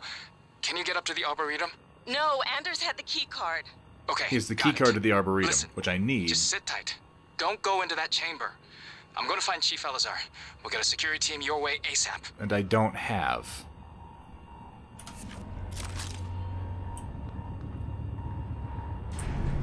Let me go in and check again. Make sure that's Anders that's in there. I didn't look at the name on the corpse.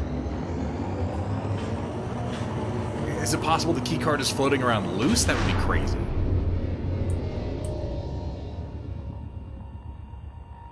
I'll let this pulse go off and then go in and check the body again.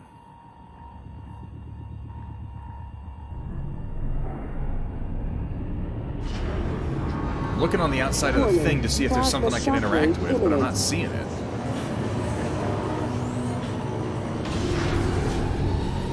Warning, seek shelter. Plasma shockwave in 5, 4, 3, 2, 1. Microgravity detected.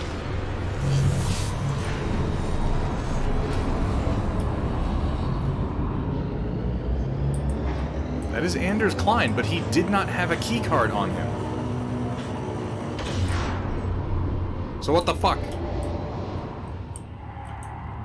It doesn't seem like there's anything I can do with this. Yeah, is the keycard just floating around? Then what the hell the fuck am I supposed to find a keycard floating in a big empty Warning, space? plasma shockwave imminent.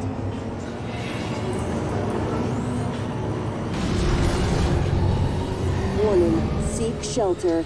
Plasma shockwave in This is frustrating. 5, 4, 3, It's theoretically in that chamber. 1. But where and how do I locate it? You would think it would just be on his body. That would make sense.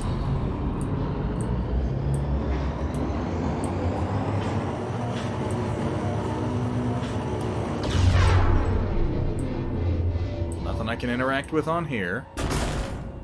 Gluing it doesn't do shit. Looking for anything that's moving, floating around loose. Warning. Plasma shockwave imminent. It's starting to annoy me. Oh, wait, there. Is that it? I think I just saw it. Maybe? I saw something. Seek shelter. Plasma shockwave It went up in there. I'm gonna go check. 5, 4, 3, 2, 1. Microgravity detected. Saw something. Maybe it was just random debris, but... Is that it?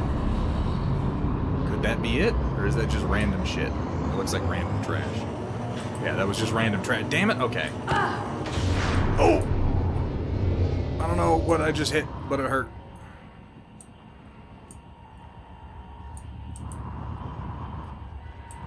Yeah, there's like little random bits of debris. They can't be expecting me to find a free-floating keycard in here. Warning. Plasma shockwave imminent.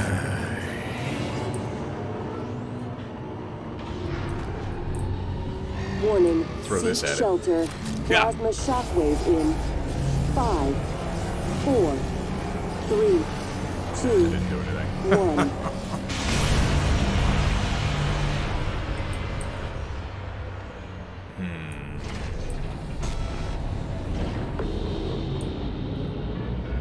Oh, shit.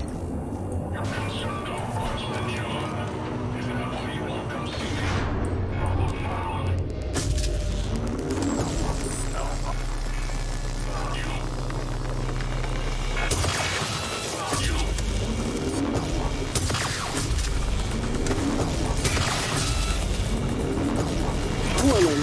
Plasma shockwave imminent. Get that reload. Get away from me. Warning. Seek shelter. Plasma shockwave in Oh, fuck. 5, 4, 3, 2, 1. Glad that didn't detonate the explosive canisters right near where I was.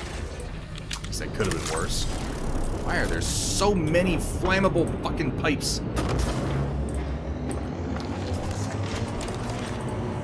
This whole station runs on... I don't know. I don't even know what this would be.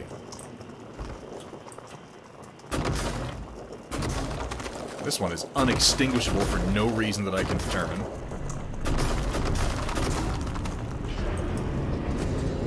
Warning. Plasma shockwave imminent. Look from here. Maybe I can see something? Looks like everything gets kind of drawn to the Warning. bottom. Seek shelter. Plasma shockwave in 5. Dwegom, it was not on his body. I looted his body. He did not have a keycard, and I do not currently have a keycard. I go to my keys and go to keycards.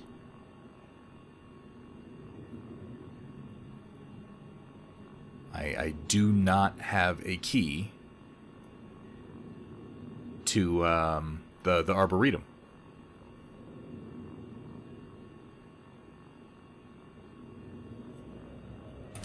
New wars indeed. We are at war with the goo. It wouldn't be in here. They would give me a code at least, if that were the case. Can't get onto Laurel Davis's computer. She doesn't have it on her.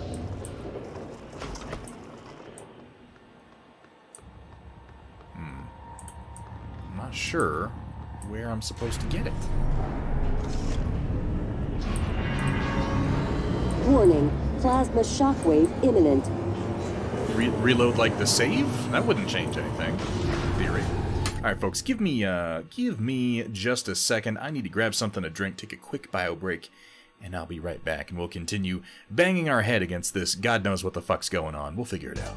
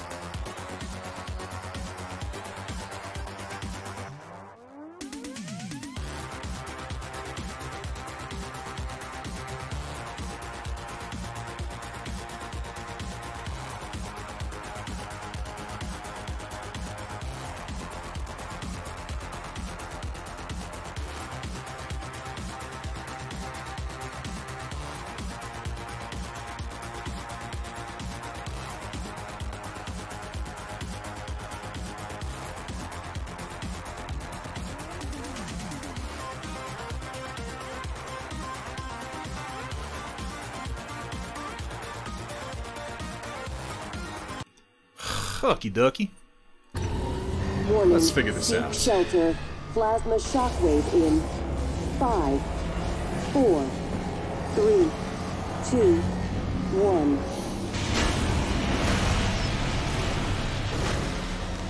Card just says maintenance tunnel. It was on his body. Hang on. Do I have a card that says that? Did I pick one up off of him and just not realize it? Okay, well if this is in order, I think it is in the order of the how I've been picking it up, because I got Morgan use Sweet very early on. Guts maintenance tunnel. Okay.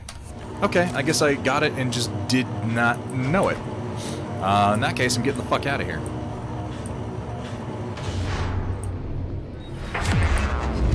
Hello, nice to see you. A little roll of bandages. How ironic. Diagnosing superficial injuries. Nothing a portable medical kit can handle. I'll have you feeling better soon. Good as new. Please fill out a patient experience questionnaire so I can serve you better next time. What kind of, like, futuristic medical device is this? What the hell is it supposed to be? 3, 2, 1. I'm getting the hell out of here, though. Ah, yes, the medical stabber. The four-way glibglobber. Everyone knows about that. What am I seeing? Or not seeing? It's listing some kind of hostile, but can't tell what. It's just showing up with a red health bar.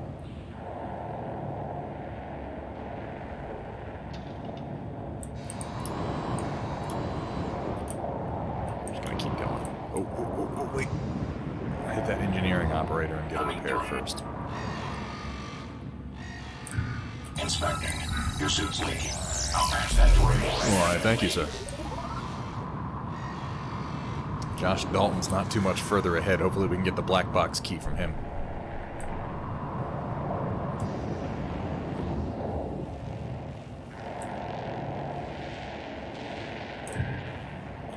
Yep, maintenance tunnel. Okay, this was the key I actually needed. How about that? See Anders Klein in the magnetosphere control. Okay. I did it without coming to this door first. Oh, shit. There's a bunch of coral. That's probably not great. Riot Sister, enjoy your din-dins. What you having? Out of curiosity. You're not what they say. Can you hear us? Rejecting the new cell line, spiking them up like an antivirus. Alright, so I'm gathering that I'm probably at least part goo monster at this point. The bestest of din-dins. I don't know why that could possibly be. That's far too subjective. Okay, that's not subjective at all. That is the bestest of din-dins. You're absolutely correct.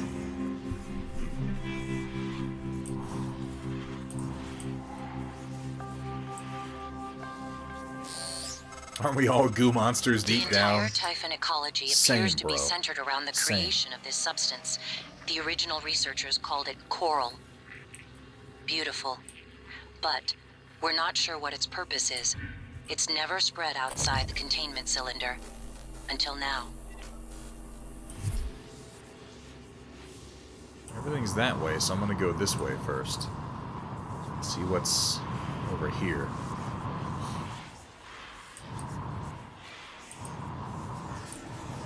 Whoa! I'm not gonna stay inside the coral. It's all whispery and weird inside the coral. Oh, there's some irradiated dealy boppers here. Maybe I can move them? Blowing them up probably won't help me, but moving them might.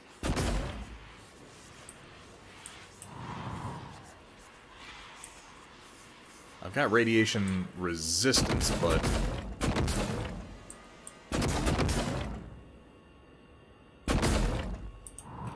doesn't seem to make me immune. Maybe I can just move past them really quick.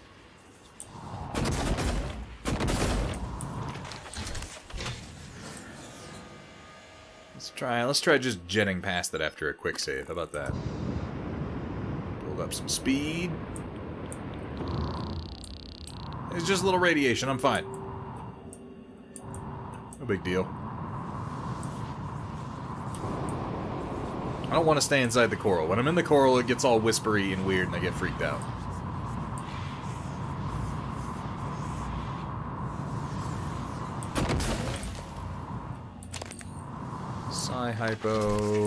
Psi-hypo, expired plasma bag.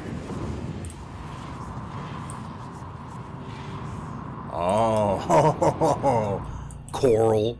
Yeah, okay. It's been a long damn time since I've heard Rick Grimes say the word Carl. Or rather, coral.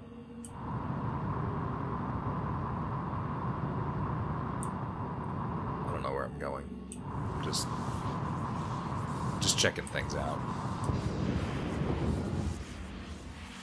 What's in this great space sphincter?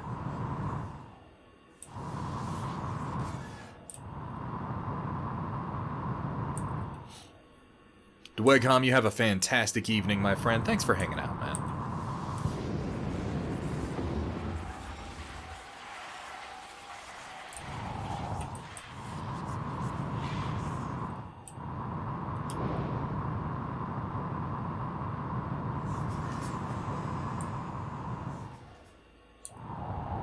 It's probably a cystoid nest that it was reading on the other side of the wall there.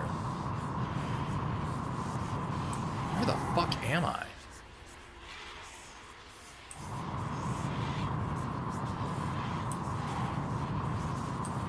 Am I not supposed to be here?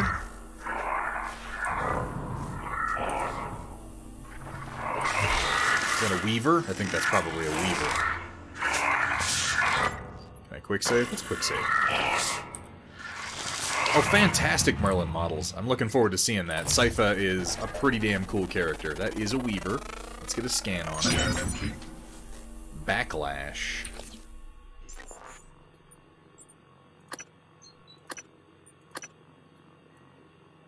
Creates a shield which prevents the next enemy attack from damaging me. Enemies that attack the shield are repelled. 2 enemy attacks, 3 enemy attacks. These abilities are probably pretty useful.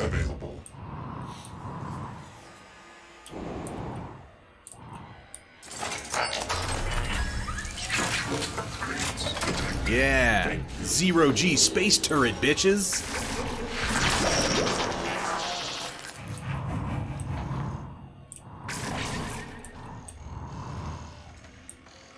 What's up, Mr. Weaver? Got something for you, motherfucker!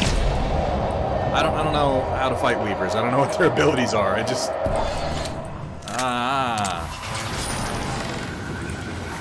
Oh, it shoots cystoids. Oh, fuck!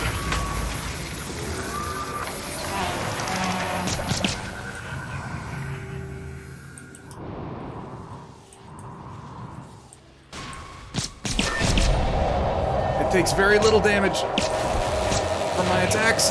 Oh, and it generates crazy bursts that hurt me. I think this might have been a shit idea.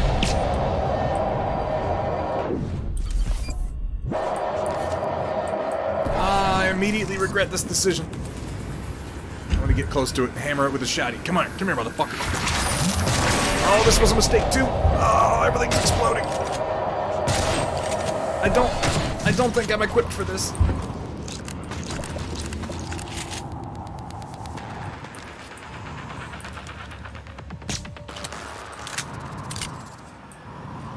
Why is that damn turret not doing anything? Oh, it is doing something.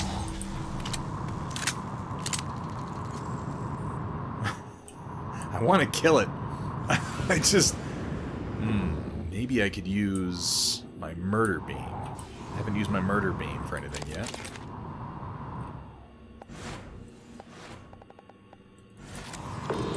Let's see if I can draw a bead on this thing. Oh, shit!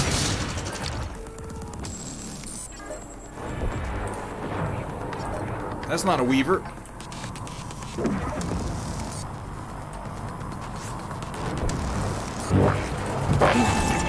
Yeah, okay.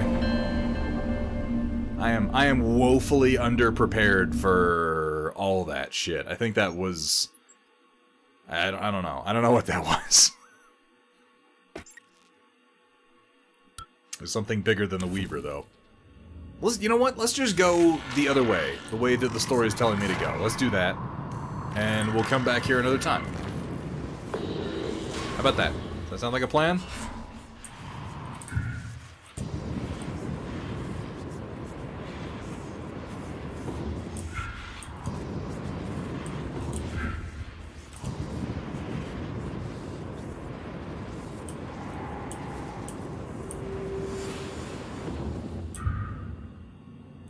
Okay. So everything that's on that end is horrible, and we'll deal with it later. In the meantime, let's just shoot right past this radiation again.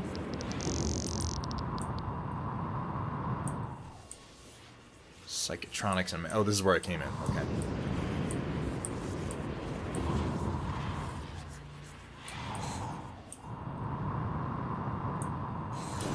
This is all messed up.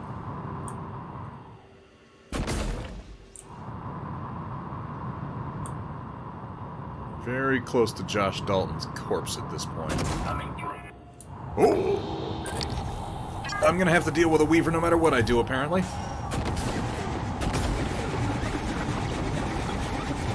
Suck glue, motherfucker! I don't know if that did anything.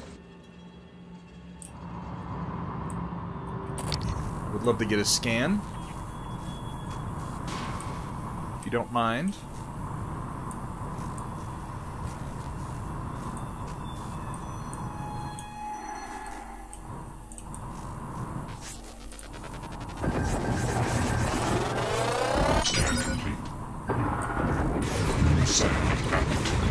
Are you ungluable?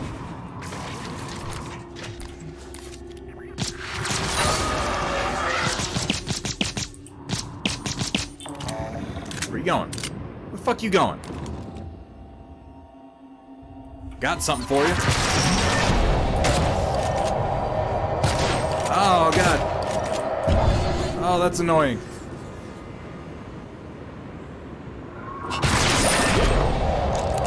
Oh, no, they're all gonna explode in my face.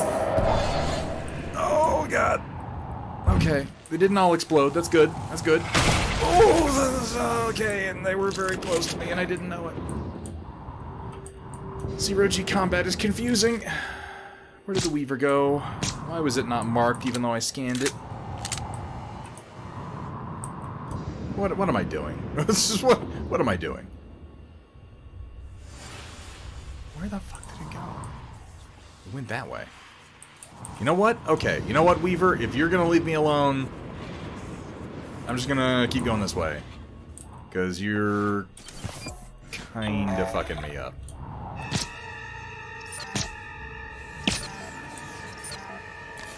Just take care of these cystoids and move on. Yeah, go after the explosives. Kablamo! I took care of them. Yeah, the glue really doesn't seem to do shit against Weavers, which is good information to have. I'm gonna file that away.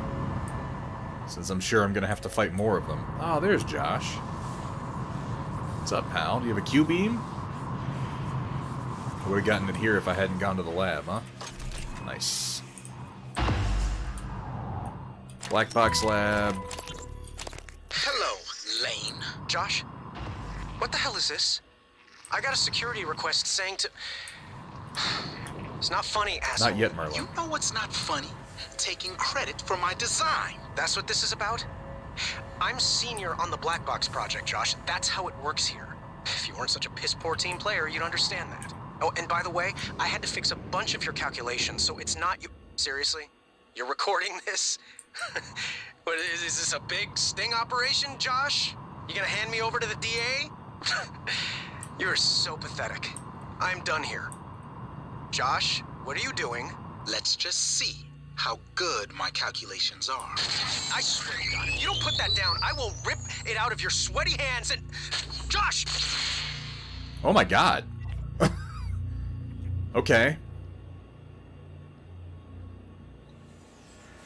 So Josh Dalton murdered Lane Carpenter. And then poor Lane got turned into a phantom inside the Q-beam lab. This is not the first murder we've encountered. This is Chief Engineer Ilyushin. The power plant has been compromised. I repeat, the power plant has been compromised. It's about time, Sam. Chief, I'm not a comm tech. I'm doing the best I can. Micah, this is Security Chief Elazar. Can you hear me? Sarah? Yes, I can hear you. Wow, Been trying to patch into the PA. My team's in the cargo bay, and those things Eel are scraps. in here too. They're crawling all over the station. Check everything around you. Hit it with a wrench. Check the wrench first. Sam? Eel He's tanks. right. These things... Smash every Siskak freestanding eels. thing and see if it comes back at you. Get to a secure area, and when you're safe, call me via transcribe. I'm sending you a secure contact. All right? Understood. I left my transcribe in the coolant and on the drilling station. Heading there now. I can load myself in. Are you okay? Alright, so we've got a Just power catching plant my problem breath. too. Sarah, Awesome. can you tell me I'm what psyched. happened? Micah, get safe, then call. At least that Weaver left, because I was not having good luck killing it.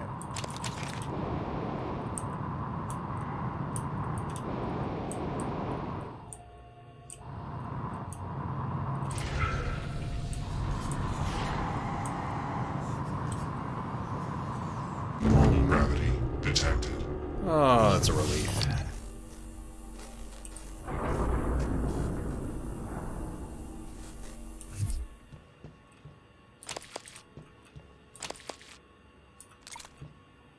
Alika James took a couple of them with her anyway. More eel scraps, which is gross. Why were there so many... What are the Siskak eels for, exactly? And why do we have so many of them? What's a Siskak eel? Is that a thing? Are they food? There's a bunch of jellied eels on the station, which just sounds nauseating.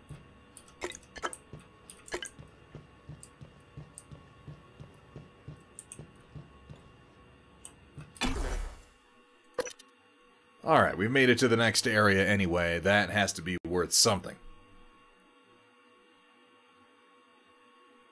Somebody was hanging around in, like, the Arboretum closet, eating eels and drinking beer.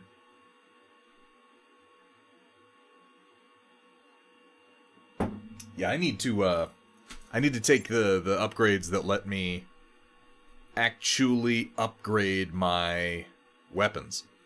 Alien-related study? Yeah, okay, I guess. Maybe they were using them to study how the Typhon reacted to other life forms.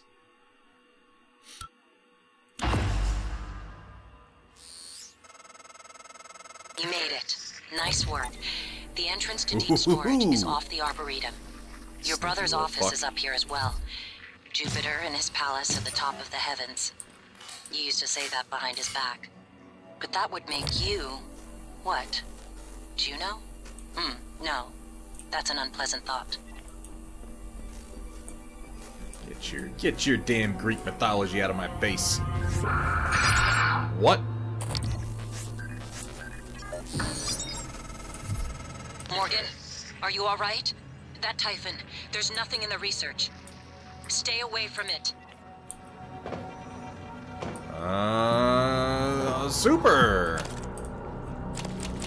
I was, you know, just now I was thinking it would be awesome if there was some kind of giant Typhon. Officer Ja, this is Chief Elazar. Ja here, Chief. How can I help you? I need you to report to deep storage and get Chief Show to reactivate the tracker on Grant Lockwood. HR deactivated it as part of the termination, but we don't have a record of him on the departing shuttle. I want to know where he is and escort him where he needs to go. On it, Chief. Grant Lockwood. I'll have to check the personnel files next time I'm near a computer. Let's sort this by guns and not the upgraded Q-beam. Dismantle the other Q-beam, please. Thank you very much. Take that. Go ahead and dismantle the unupgraded... I haven't upgraded the stun gun anyway. Whichever one's lower in integrity. There we go. Recycler.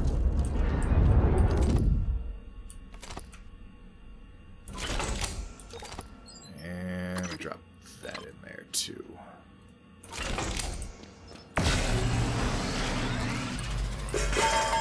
That sounds delicious, Sumatha.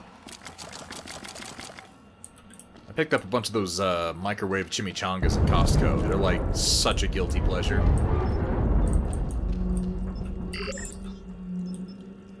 Okay. How many neuromods can I make? Because I need some. I'm actually doing mostly okay on ammo. I'm gonna make a few shotgun shells.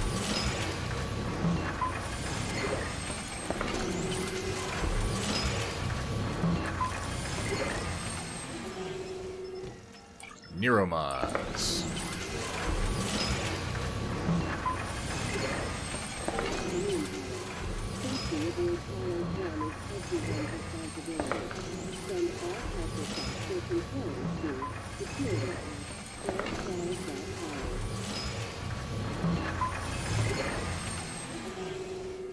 Fabrication plan DRM does not match security key.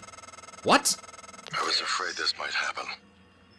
Our lead neuromod engineer, Alden Graves, hit a kill switch in the license for neuromod plans. Shame. He was a solid engineer.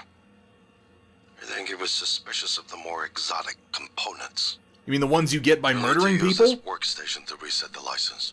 His office is in the neuromod division. Oh, I'm so far away from there. I'm not going back through the guts. Oh, I'll have to find an airlock. I know there's an airlock in the Arboretum. I just have to find it. Ah, shit. Okay.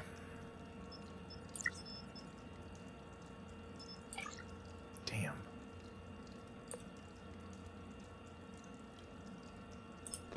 Well, so be it. At least I made a handful of neuromods first.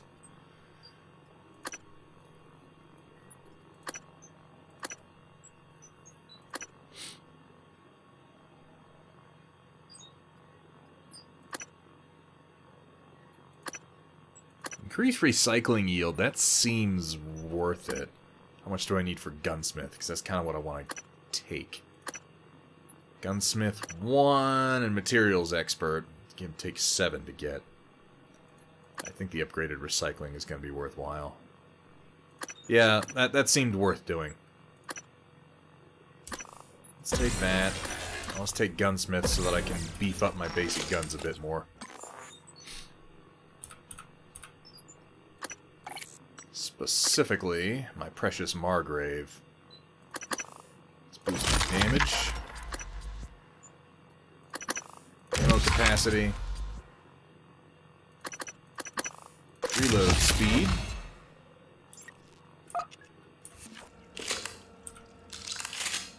Oh yeah, that's much sweeter. I like that.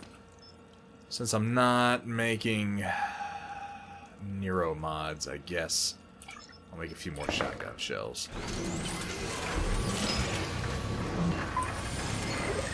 If I need more than 67 shotgun shells, I've done something wrong, I feel like.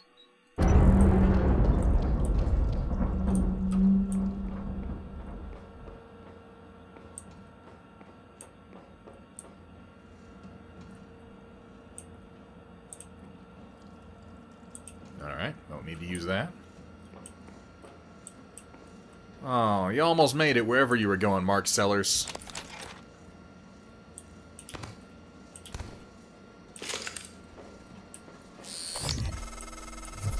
While you're up there, you could look into why the lift is stuck. It'd be a lot faster. Yeah, I and could get safer back to than the having atrium. to fly through the guts again. That would be quite nice, actually.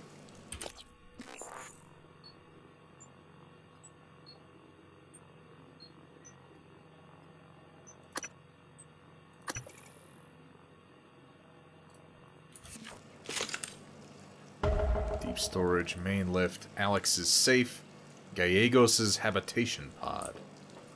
Plenty of stuff to find. Ooh. Well, I did say it was an arboretum. It's a nice one, too.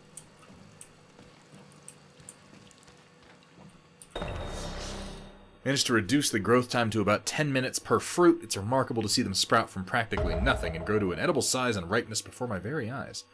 More importantly, I finally obtained clearance for a wider range of testing of the growth formula from Dr. Kelstrip.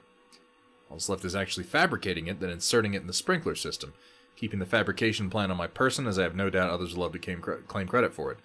Okay, so if I can find Dr. Julian Howard, I can get the fabrication plan for some kind of fast grow goo, and I can use that to do something.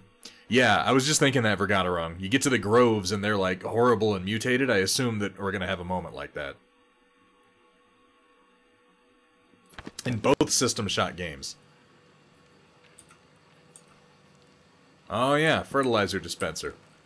Okay, so if I can get that, I can grow something.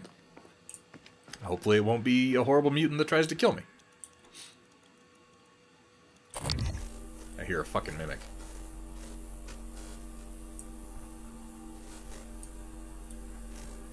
It's probably in there.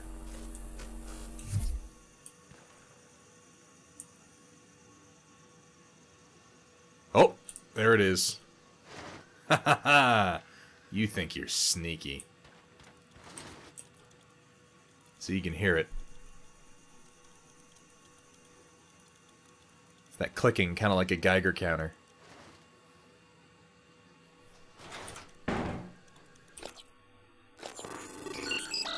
Let's go say hi.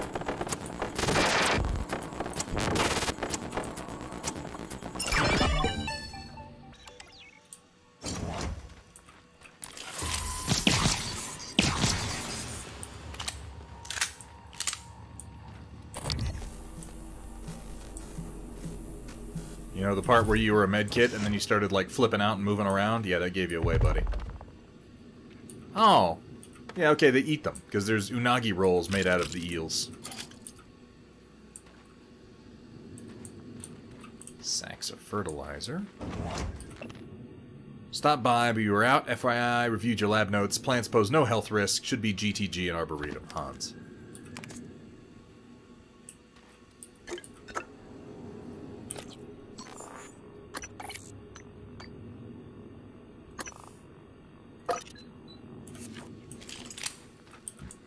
Could make my raw materials larger, and then recycle them for 3 times the materials. If I grow there, oh my god. Or maybe I could grow giant. That would be cool.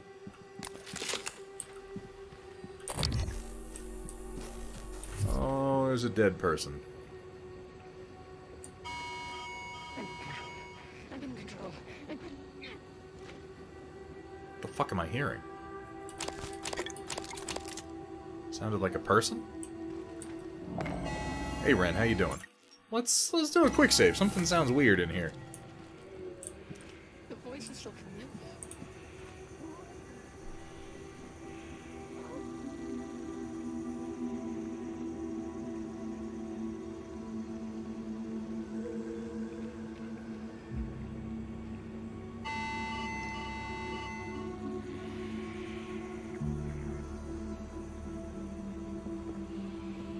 I heard somebody speaking. Jelly deals were a common pickup in arcane game. Oh, in Dishonored. Oh, okay. It didn't sound like a phantom. No, stop talking. No, stop real. You're not real. That sounds like somebody losing their fucking mind is what that sounds like.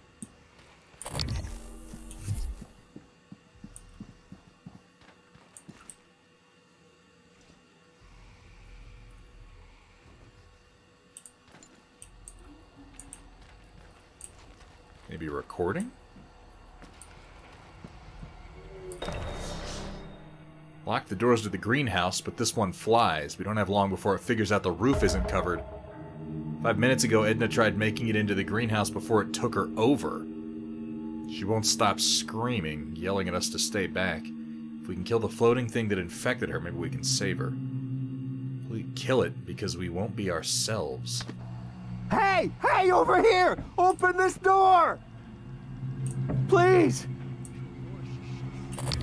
Oh.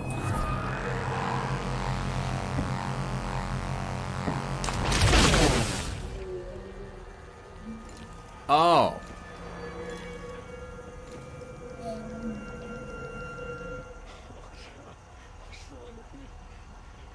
Great. That's fantastic. I'm so glad. Julian Howard, don't have a password, can't hack it.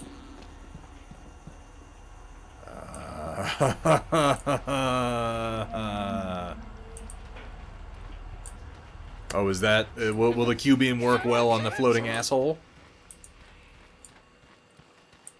Okay.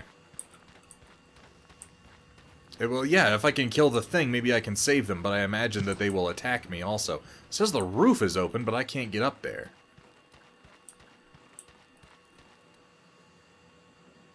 This place is fucked. Well, that's true in life as well, Vergatarum.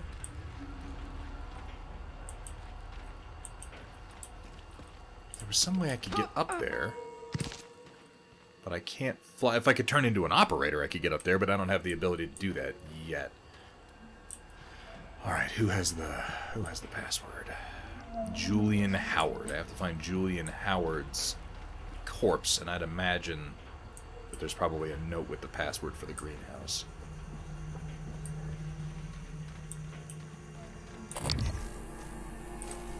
There's a broken turret.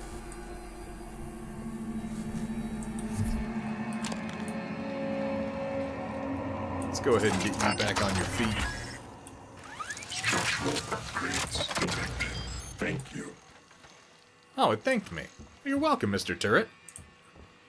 Only costs 2 to repair him. Evelyn McCarthy had a bad day. I'll take your shotgun, thank you very much. Let's go ahead and dismantle that bad boy.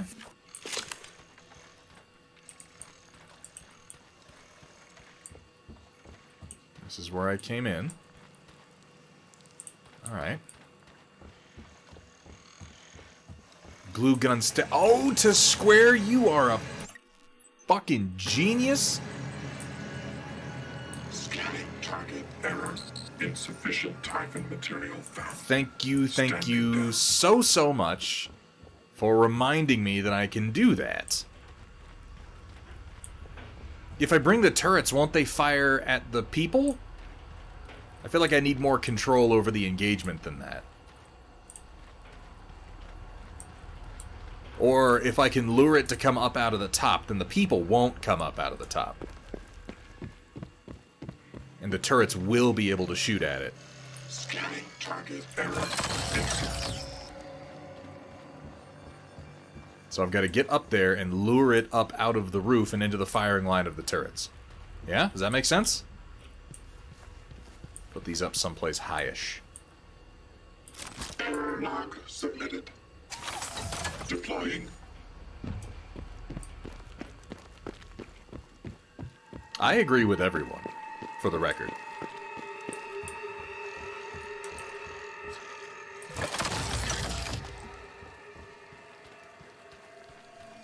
Mostly I agree with myself. Man, the fucking music in here sure is spooky.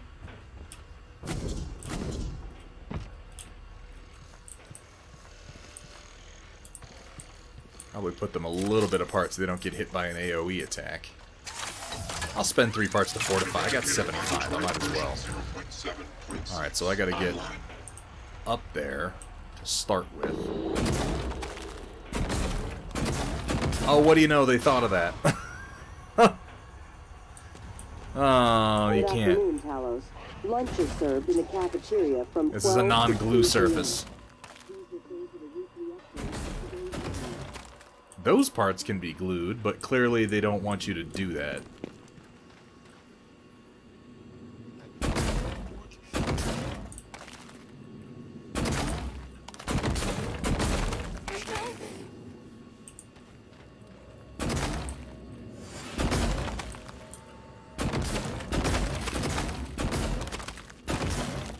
I hit the right spots.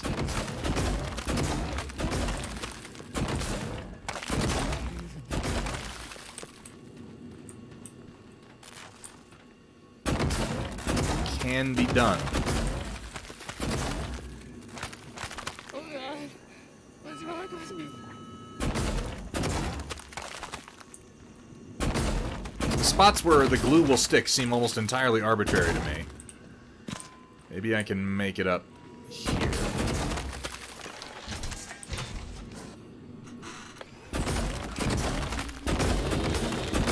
Just wish I had one more. My head.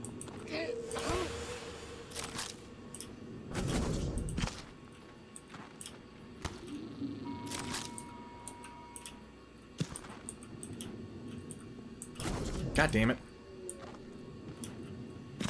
This is ridiculous. We'll make it though.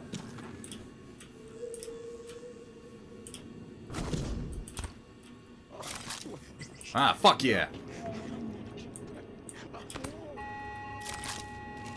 We're so smart. Where's the thing? There it is. See if I can get a scan on it. Homo sapiens, mind control. Scan complete. More specimens required. I'd really rather not kill these people. Psycho shock. Okay. I think that's what the Weaver was trying to use on me before. New psionic aptitude available. I want to get a scan on it before it attacks me. If I can. Oh, no, it seems to know I'm here. At least those idiots don't seem to have any guns. Come at me, weird-looking son of a bitch.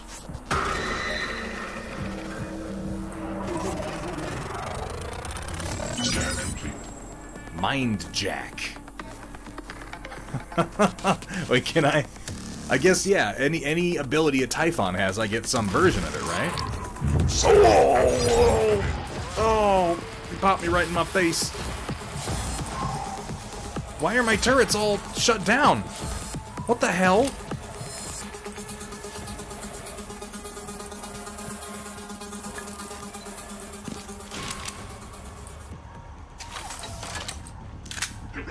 You're not gonna come out the top? That whole bullshit was for nothing? I should have saved when I was up there. Oh.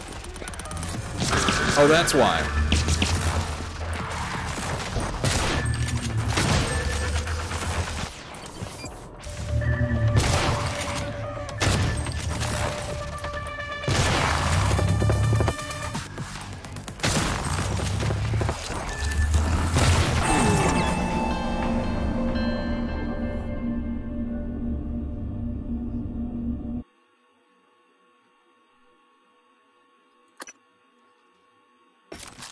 It's a great question, Merlin. We're about to find out.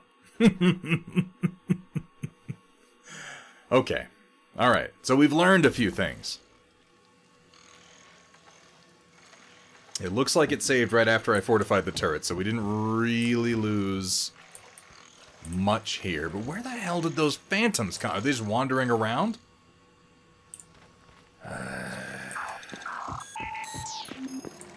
I am. I'm going to leave them here. I'm going to go up there. I'm going to climb my ass up there, and I'm going to Q-beam the shit out of that big, horrifying thing.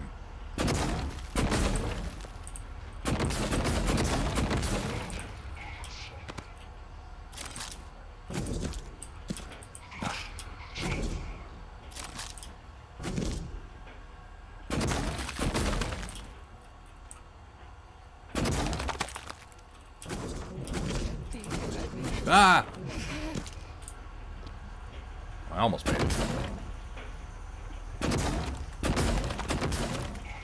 we go. I don't know why sometimes the glue balls are tiny. Oh, that was much easier than the way we went up the first time. Alright, let me pop a Psi Hypo, because I have plenty of them. And set myself up with combat focus. And switch to the old Q beam. Let's see what kind of damage we can do with it.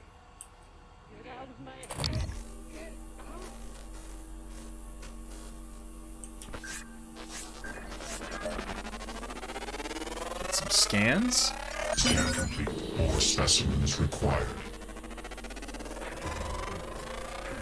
Scan complete. New psionic aptitude available. Get a scan of him. Scan complete. More specimens Telepath. required. That makes sense. Scan complete. Oh, it's a bunch of productive scans. Psionic aptitude. Let's take a quick save. Since we're about to light this fool up as much as we can. Oh shit! Oh, he's gonna nail me! Twice!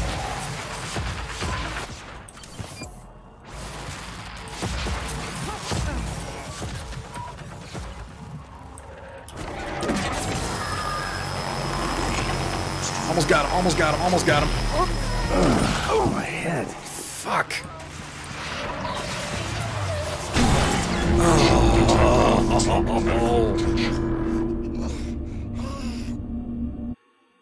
That was almost enough. Alright. Alright, we got it this time. We got it this time. Psionic aptitude available. I'm gonna try not getting fucking knocked off the top. Alright, you know what? No! Oh, I meant to quick load! Son of a bitch!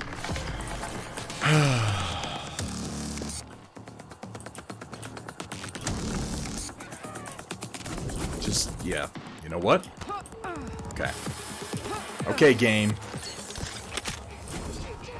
Oh my god, I'm starting. Oh, fucking. Oh, these fucking glue. The glue globs. Why do you keep falling off when you get on that one? What is wrong with you?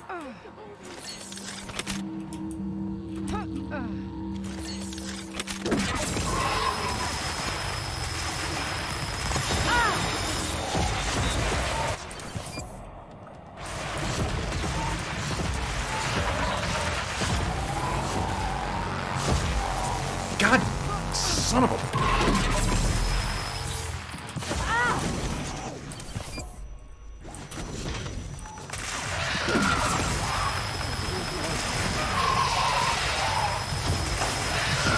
Die faster, please! Concussion detected.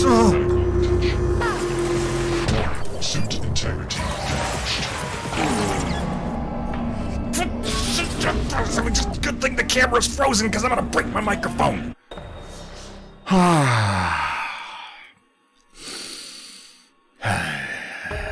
Okay, let's start. Let's start at the beginning. Let's fix the camera. And then I'll punch myself in the face repeatedly. How about that? Does that sound like a plan? I like that plan.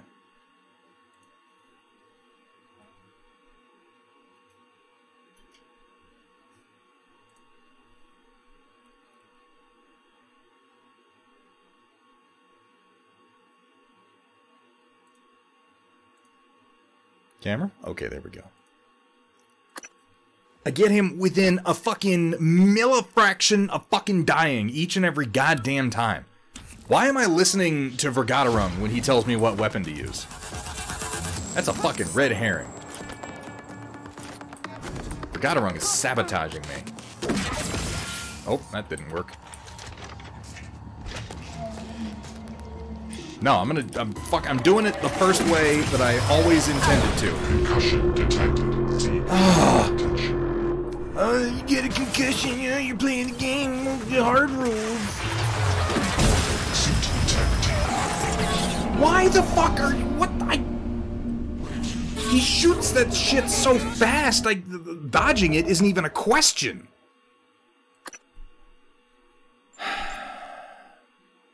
No, you can't, Vergaderung. I am doing it, and he's just, like, plinking me every single time I move because his ability is an AoE.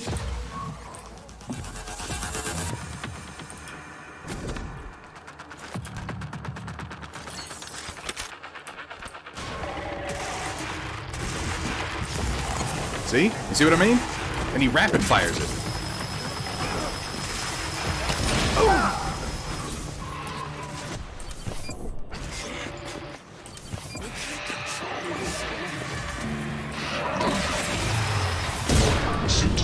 bullshit you can dodge.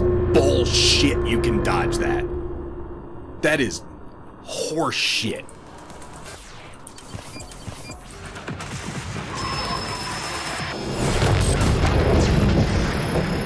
Oh, now I'm out of ammo, because this thing fires for all of 3 seconds before it runs out. Vital signs critical. Yeah, I know, because every time he hits me, it completely fucking annihilates me. And then I'm just dead.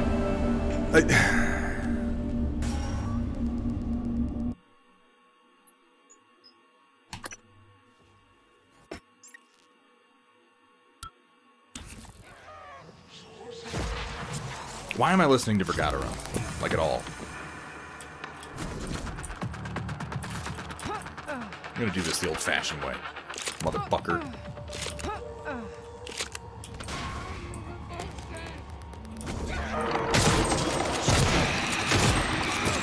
Oh, he has so much health.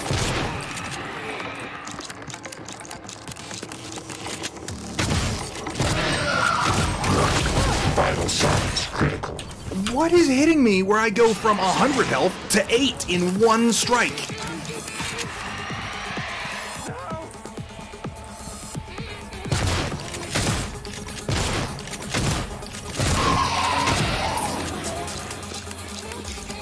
This is a much fucking better plan, by the way. I don't know why he is just unable to hit me right now. Oh. It's the people on the ground that are nailing me.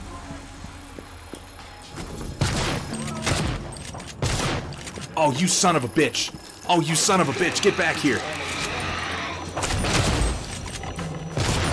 Fucking run away from me.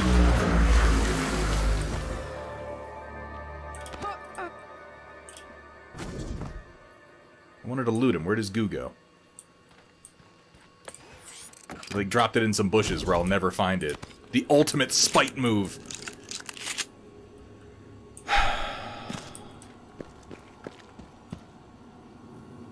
Why are you dead? Why are they all dead?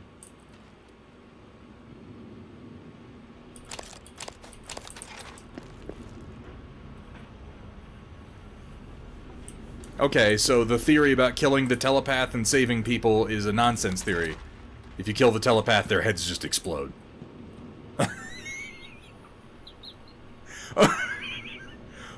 I thought I was being heroic.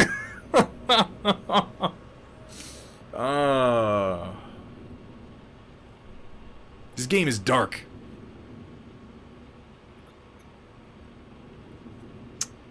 Poor Ronnie.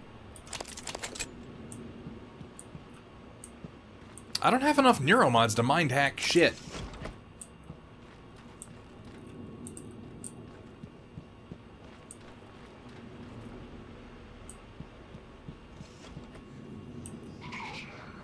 Why are all these operator dispensers locked? Who locked all this shit? There's a phantom out here.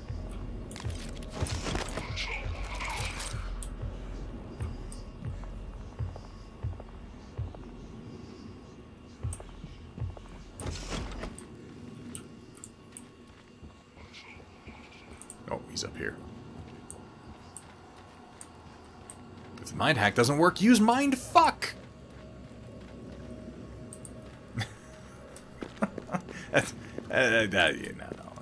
That sounds like a terrible ability.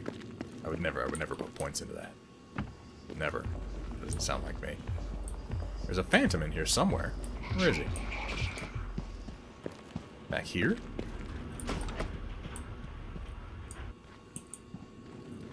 Where is he? Sky King Pomegranate. Nice.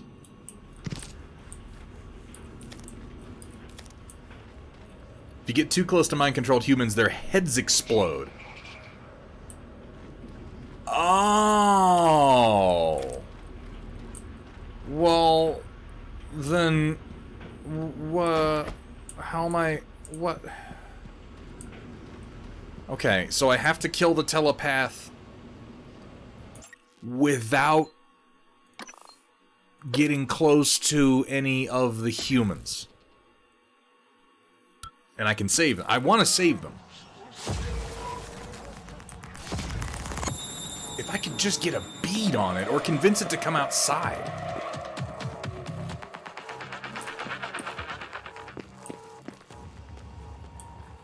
You gonna go up? No, you're going back down. You idiot.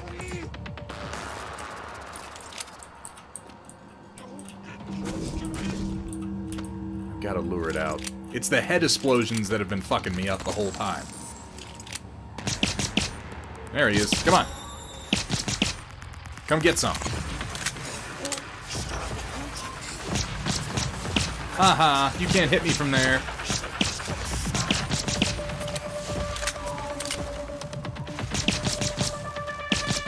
Oh, no, you can't. Okay. You found the spot. Congratulations. Come on. Come on.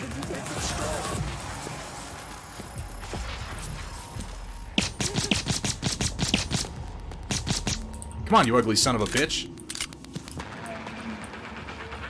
Big slimy shit.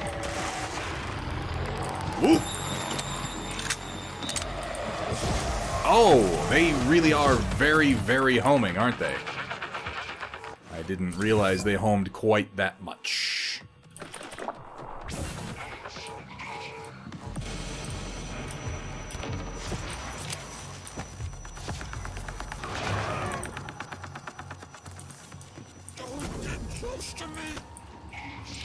Oh, you can hear him saying, "Don't get close to me." It's like they know.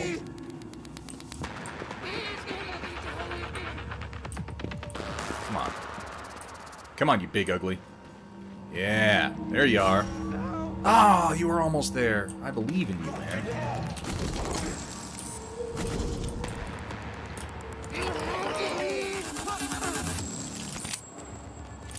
I feel like this is not the way I'm supposed to engage this thing.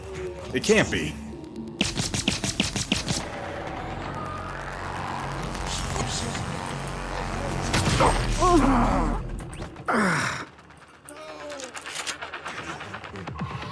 Come on, come on, come outside.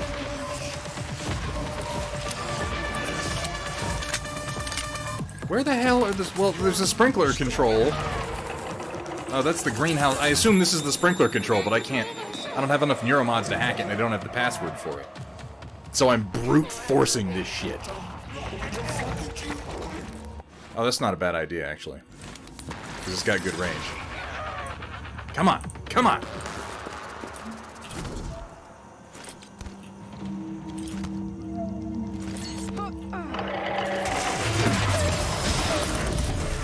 Oh, come on, man. Just peek your fucking head out. What is wrong with you? I am not asking much.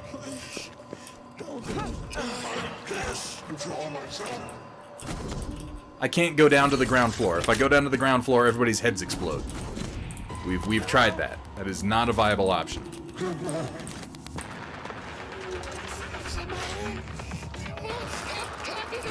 It's a good idea, Gus, but again, that's...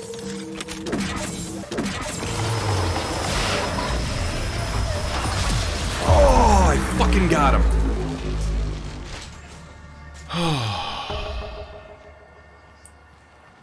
This has been the most embarrassing encounter with a Typhon. I lack the words to describe how fucking pathetic and ham-fisted this entire battle has been.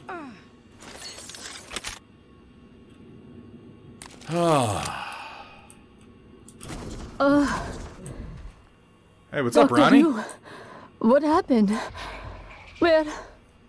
Oh God, please tell me you killed that thing. Your head didn't explode or anything. I came up here to deploy the EATs. The Eradicator turrets. Then it was like all the color bled from the world. Everything had an edge to it. I couldn't control myself. But the EATs are still in the small arms closet nearby. We could still use them. Here's the code. I'm going to make my way to the cargo bay. Security was supposed to fall back there. Yeah. Sarah will have my ass if I don't. Take, Rodney and Mickey with you. Where's that fucking phantom? Let me kill this phantom and then we're gonna do the storm report, because it's time. Why can I hear it? but I don't know where it is. Did you find the EATs? I hope they shred those things. I'm working on it. Calm down. Maybe it's underneath. Water pressure regulator. Psychoshock amp.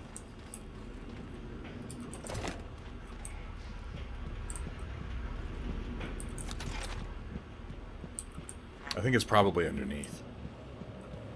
That's why I can hear it, but it's not anywhere around me laterally. It's probably right down there. Yeah, I'm gonna go ahead and save.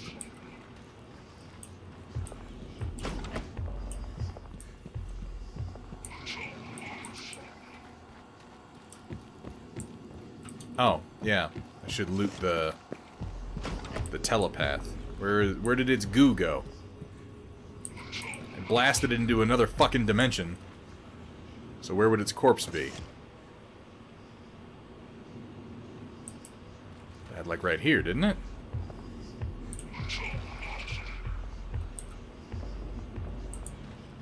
Ah! Organs and ganglions, just what I always wanted. Just thinking, I wish I had more gooey organs.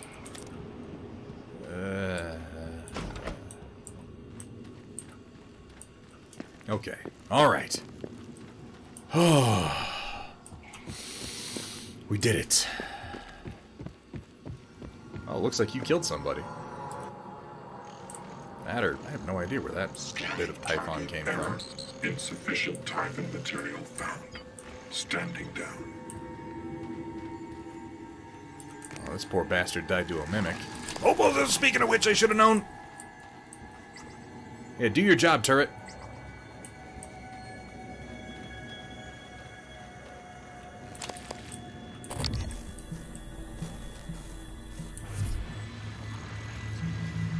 There are a pair of turrets hanging out by the main lift. Let's save in the med bay. And then we can come back to the game from a nice, relatively secure position. Requesting new operator. Ooh, there's a maintenance access panel back there. Check that out. TriStar Airmed 490 medical class operator ready to deploy. Please stand clear of aperture. Diagnosing bruising, abrasions, fatigue. Nothing life-threatening. I'll have you feeling better. Yeah, I saved all three of them, Merlin. The other two were unconscious but alive. Your feedback will be invaluable. Yeah, I noticed that, Sumitha. Now they say that there's insufficient Typhon material, so I assume if I take more Typhon mods, they'll start shooting at me, which would be unfortunate, because I actually quite like the turrets. It's an interesting choice. You get to use turrets, or you get to use Typhon powers. Very curious. Very curious indeed. Alright, give me one moment, folks. I'll be right back, and we'll launch right into the Storm Report and see what y'all have been posting, alright? I'll be right there with you.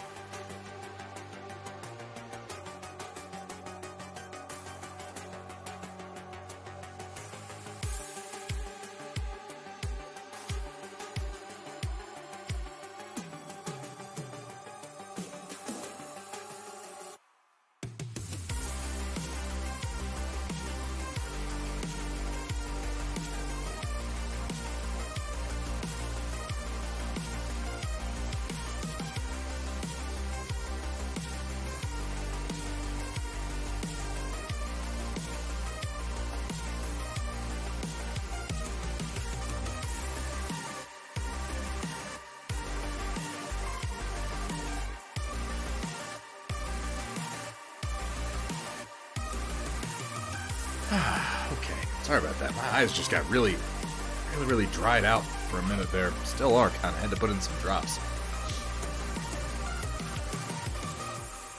Merlin.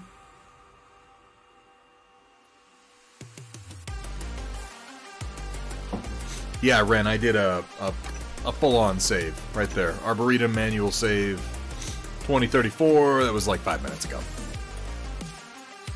All right. Let's go ahead and get switched over. Change gears here a little bit.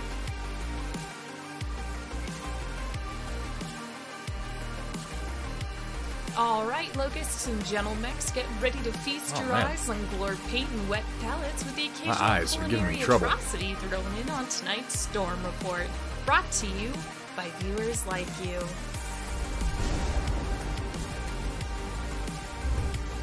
Oh. There's not just dry eyes. Did I get something in them? I don't know how I would have. Oh, super irritated though. How profoundly unpleasant. Up first we have from Sheza.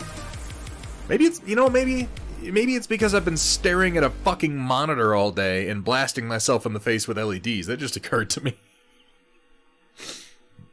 That might have something to do with it. Oh god, excuse me. Ugh. Sudden painful eye issues. I do apologize. Give me just a moment. Blinking helps. Blinking usually helps most eye problems. They did, to Square. I probably could have been doing many more productive things than the glue stairs. But then, like if I had found whatever it is to turn on the sprinkler system, I could have driven it up and out, but, you know, whatever. We made it work. Yeah, thankfully the Almighty gifted me with a backup, right? Feel bad less. It's good for your health. That's good advice, Ren. Let's have a look at what Sheza's posting here. Oh, wow, I'm first. Who you calling Chicken McFly? I haven't watched Back to the Future in a long time.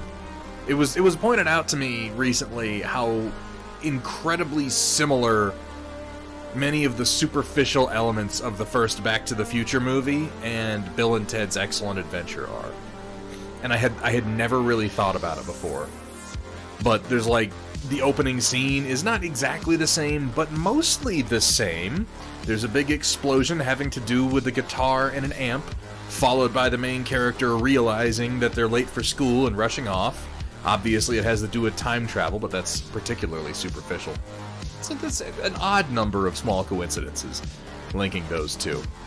It was suggested last time I was talking about it that we should go ahead and do a couple of movie nights where we, or even just one movie night, because we usually will watch two, where we watch Bill and Ted's Excellent Adventure and Bogus Journey.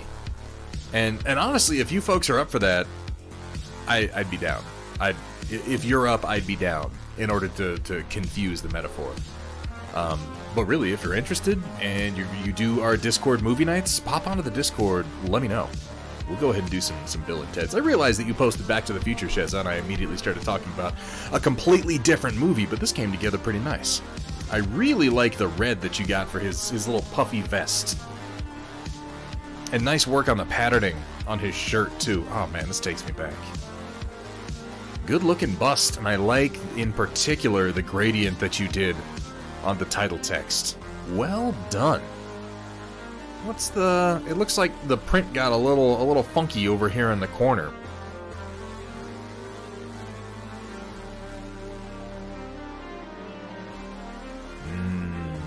Ooh, that's what we need, are 3D printers that can print things in cake. Ren, get on it. I believe in you. Lovely work, though, Sheza. You've been doing a lot of busts lately, and I think each one has gotten a little better. The eyes, in particular, really work on old Marty McFly there. Here we have from Dr. Rhino, knocked out a scheme for my Chaos Army I deeply resent. The apparent ease with which Dr. Rhino knocks out new paint jobs. I'm digging the green and the bone. You don't see a lot of Chaos Space Marine armies in green that aren't specifically Death Guard, but this is much more of a kind of a vibrant lime green. than that nasty, sickly olive that the Death Guard usually wind up as. Which model is this? I don't recognize this. So the last Chaos Space Marine models that I purchased, what box was it? It was the box that comes with the Master of Possession, the guy who has the, like, ram horns, and he's, like, floating up in the air. What box was that? That had to have been a while ago. That was like a couple of years ago, wasn't it? I haven't really kept up on what new figures they've had since then. I really like the little floating eye in his palm. And good job on the OSL. For that matter, good job differentiating, considering both are green. Like, if I were doing green armor, I would probably do, like, a magenta or a purple glow, just because it would contrast better. But that said, I'm actually kind of impressed that I can tell that this is an OSL green glow against green armor, because it's so much more... It's more yellow. I guess really what I'm looking at is this is more of a yellow glow against particularly green armor. That works out nice. Dr. Rhino, keep it up, man. Of course, I don't have to tell you that, because Dr. Rhino paints so many minis so fast, it's kind of fucking ridiculous. Lovely. I like the blue on the base, too. There's that necessary contrast. That's just the basic Chaos Space Marine Sorcerer now? I'm way behind on the line, clearly. And here we have from Ren... Paint. Paint, paint, paint. Ooh. I like the copper color. That's pretty cool. And this sort of like a evergreen metallic for the torso. Oh, that's coming out nice, isn't it? Pop some washes down on those bad boys. A couple of highlights, maybe one or two little focal points, splashes of color, like a red cockpit, particularly on the Wolfhound and the Valkyrie here. That could come together nice. Oh, these are the Turbo Dorks, I see. Peachy something and something something. I can't read either of those. I still have never used Turbo Dork paint. I've heard good things about Turbo Dork paints, but I have never actually used them. Blue cockpit thus far? Consider red. Consider trying red, and I just say that because your Peachy Keen, this very coppery, almost bronzy looking metallic, if you were to go with a red, it would kind of balance out 5 points on each of them, and the red would contrast a lot more with the green. Oh, they're already done? Oh, never mind. Yeah, I guess we're a little bit behind. That's fair. Either way, I like how they look red. Certain I've seen some color shifting paints from that line that look incredible. Yeah, everybody talks about the Turbo Dork color shifts. I have literally never used Turbo Dork paint. I've never bought any of it. I've never used any of it. I've heard enough about it. I feel like I should get some just so I know what I'm talking about. Here we have from the POV 42, working on my first ever commission piece, making a diorama out of this Atlas III in my new Iverson Chaucer's scheme. Going to make a whole photo tutorial of the process. I have to confess, as I was reading that, did you notice how I just hesitated on the word whole? I went whole like that. That was me covering up for the fact that I was staring at this and I saw whole potato. Like, I think that my brain mixed photo and tutorial, and I saw whole potato, and I thought, that can't be right. That can't be right. So to give myself time to figure out what the fuck I was reading, I just stretched out the word ahead of it. I could have continued on, and you probably would never know what a brain fart I had, but it was just so absurd that I kind of felt the need to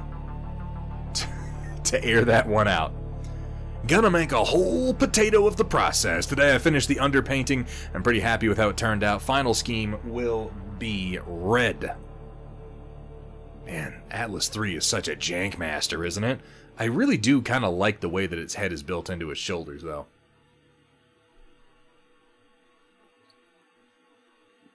Make a whole potato. Boil 'em, mash 'em, stick 'em in a stew. Ooh.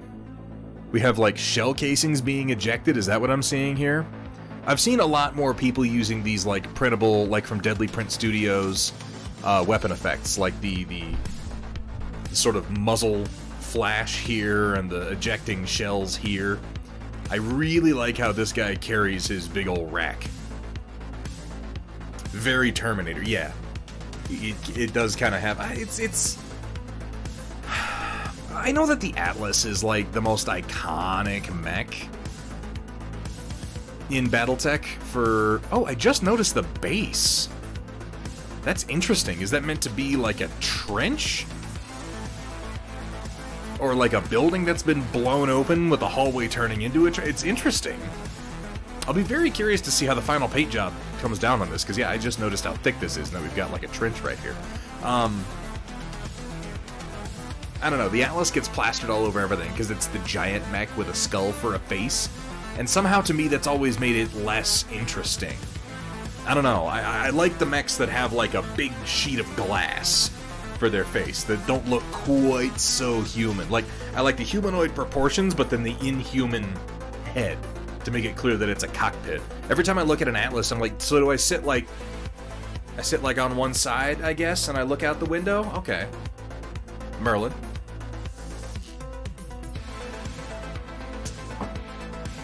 Yeah, I think that's the technical phrase, Xander Shader. Weapon spadooches. It's a very nice weapon spadoosh. I tend to agree. Need to get a few files for myself. I strongly recommend you check out Deadly Print Studios.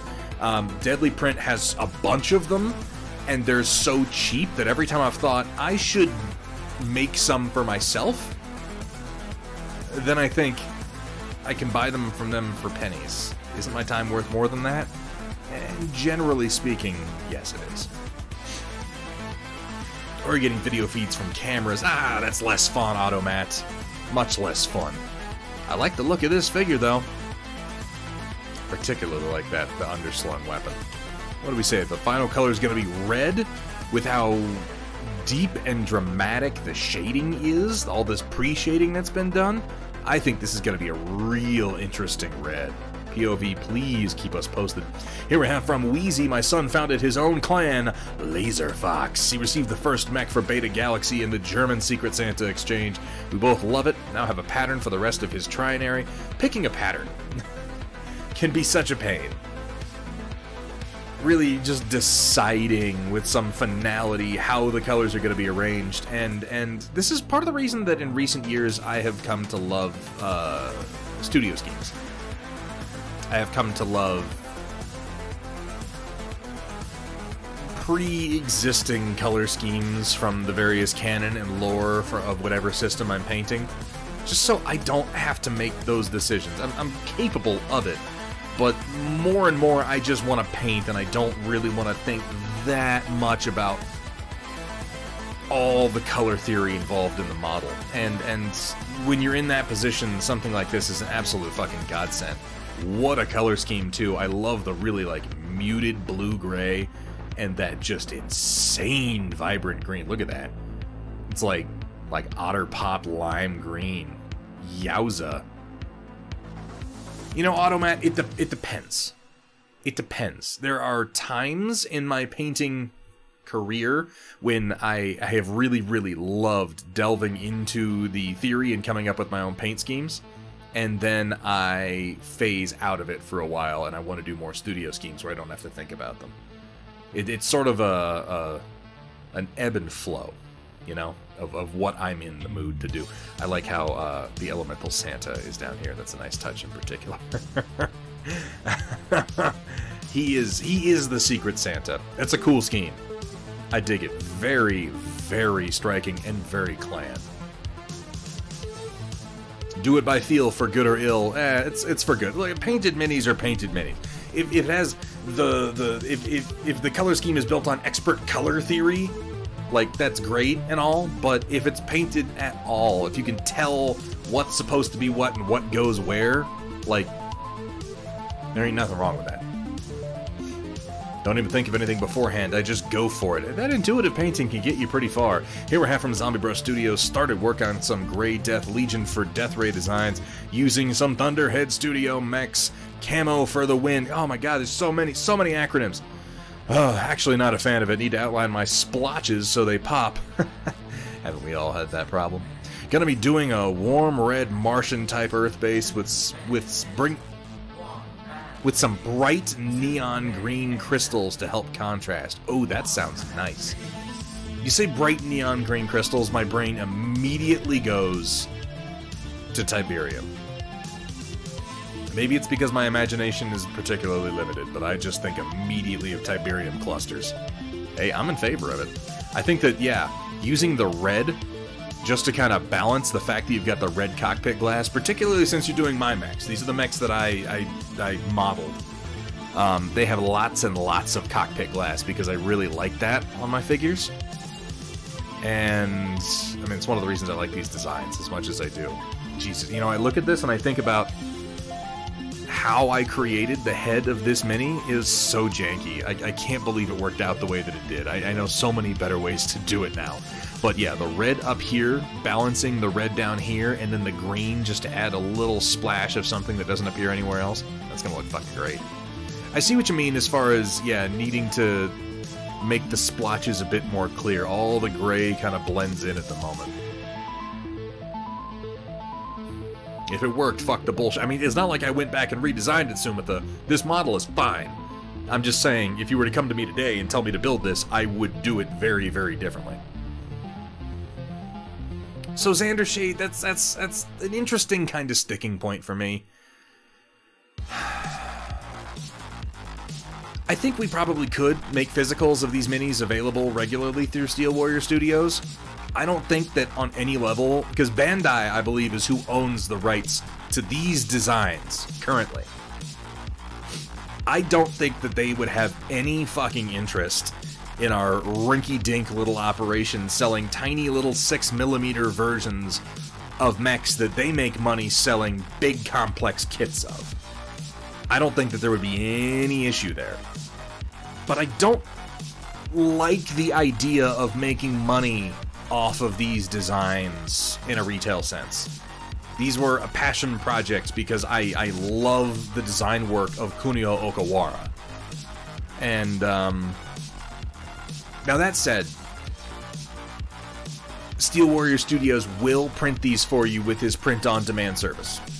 He absolutely will do that, and every time somebody asks me about getting these done, I always recommend go to Steel Warrior, use his print-on-demand service. He'll kick me a little sugar from the sale, and it sort of keeps it in-house. He is my preferred producer. So Xander Shade, if you want to get some physicals of this, please do contact Steel Warrior. I'm sure that he can hook you up. And we're planning on having some resin cast versions of our own original designs available before long. All in all, though, Zombie Brush, like, this is really nice work. If you want to go in and darken the splotches and make the camo a little bit more clear, I think that that's going to help it. I think the base is going to look fucking great, and I can't wait to see it.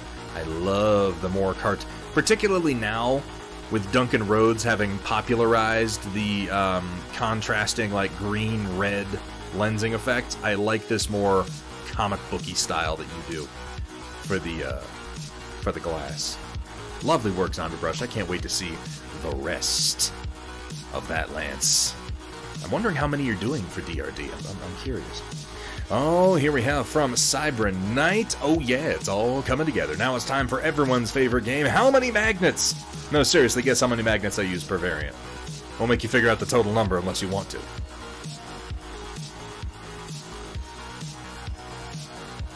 Here's the thing.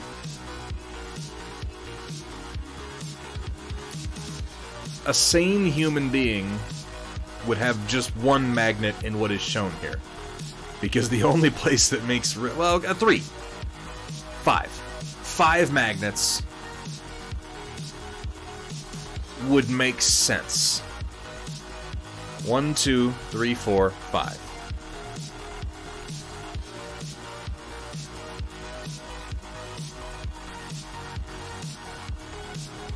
But we're not talking about a normal person.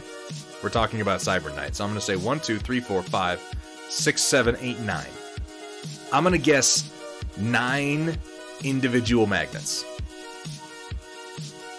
No, because you have the jump jets optional.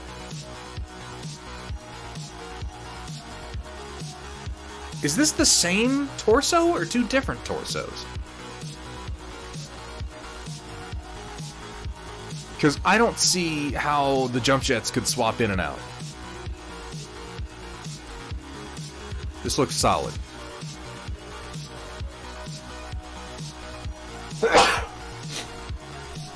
So I'm going to guess that these are two separate torsos, and I'm going to guess total across both torsos 18.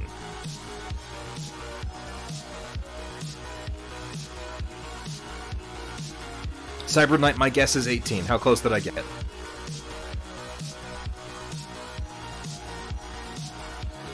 I am reading chat. Individual magnets. Oh, it's the same torso. Really? This is the same torso? Shit, okay. Okay, alright. So the whole back has to swap off then. This piece has to be separate. Like, this whole thing comes off, and then this whole thing goes on. So the torso is kind of divided into thirds vertically. So I'm going to say 1, 2, 3, 4, 5, 6, 7, 8, 9, 10, 11. My final answer, Metalcore Collectibles, is 11 magnets. How close did I get?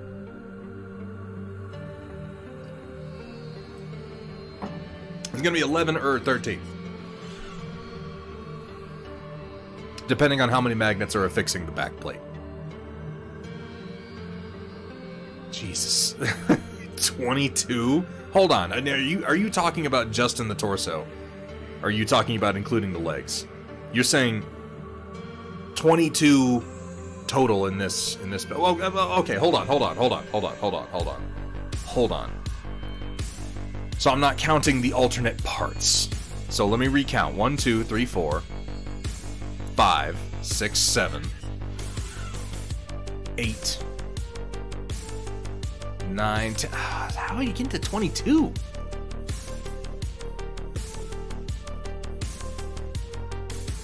This is sick. This is sick. 22 per variant. There's something in the arms? Okay, no, okay. Yeah, if the weapons are magnetized, then that's at least 4 there.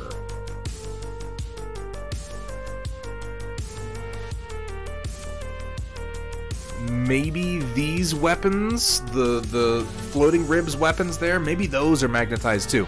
Because look, there's a breakpoint right there. So, okay. 1, 2, 3, 4, 5, 6, 7, 8, 9, 10, 11, 12, 13, 14, 15,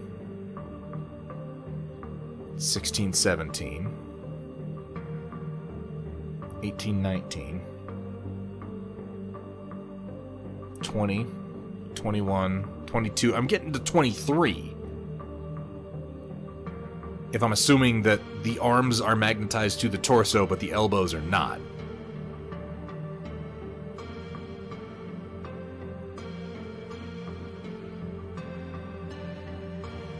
Backpack, left and right, high and low. Okay, arms at the shoulder, yeah.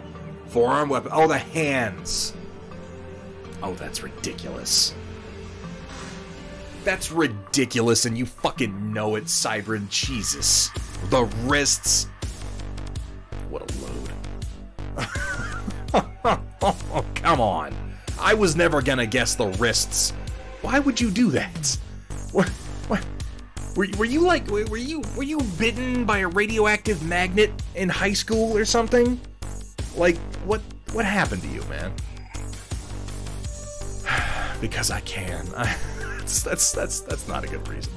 Because that's what heroes do.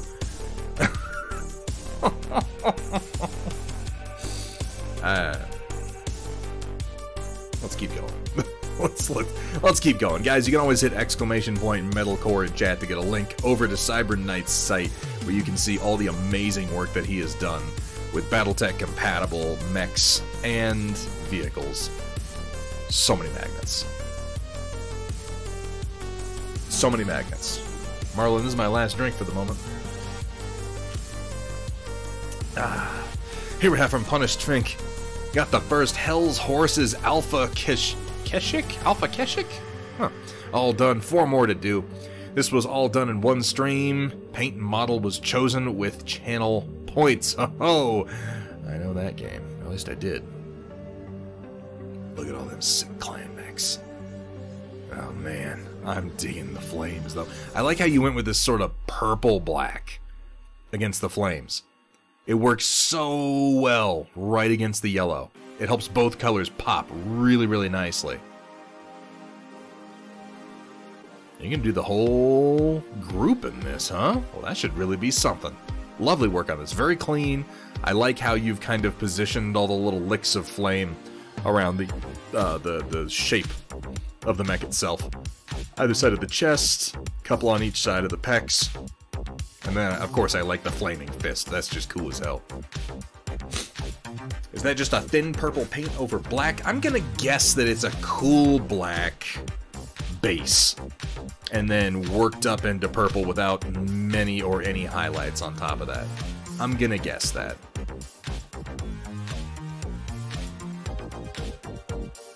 Fucking Hunchback 2C, such a ridiculous... Clan mechs, man. Clan mechs. As much as I may hate clan mechs, I love what you do to them. Thank you for sharing. Coming down, coming down, coming down, coming down. Here we have from White Wolf. Better picks hopefully later. But hey, my spiffy parts are in. Sparta 3D prints it for you. Oh, that's an acronym, spiffy. Okay. Sparkle Bright Orange is the main color, Sparkle Cloud Gray for the accent colors. This is the display holder piece, for those wondering. I was a bit. The printed parts for my 300mm Trident have arrived. After FedEx bounced it around shelves and trucks for like 4 days. That sounds like them.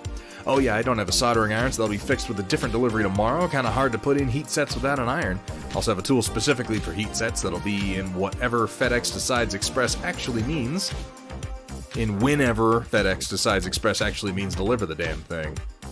Day 4 of will they actually send it out is today on a guaranteed next day package. Yeah, that's those are more suggestions than actual rules. That's a nice clean looking print you got from them. Very nice indeed. I want to see the whole thing assembled, White Wolf. I very much want to see the whole thing put together. Yeah, more guidelines than actual rules. Oh boy, here we have from Mafik. At least I have some hands, in quotes, to help Sister Xenia, the War Maiden. Xenia is the daughter of the Machine Lord Xeros, founder of the Iron Horns Company. She has access with the Psychomu system, a device to control funnels, bits, and wired beam hands using her brain waves. And has a subarm for holding the beam halberd, despite which she can control Hillwalker's heavens fall without having overloaded her brain. I don't know what that sentence means. I'm reading it. Reading the words, I don't know what it means. When out of combat, she has some time to do her hobbies, such as sculpting, painting, and gardening. Well, that sounds familiar. Side note, yes, she has funnels with a water sprinkler for watering the flowers. Laser halberd. I like it. Get you a girl who can do both. I mean, you know, you gotta have some useful attachments for these big old crazy mechadendrite looking things. And here's the subarm, the extra arm for holding onto the laser halberd. You wouldn't want to, like, if you had a laser halberd, you wouldn't want to have to devote one of 2 arms to holding your laser halberd, right? That's crazy. If you're just gonna carry it around, it's just practical, ultimately. I like all the different attachments that we have drawn here.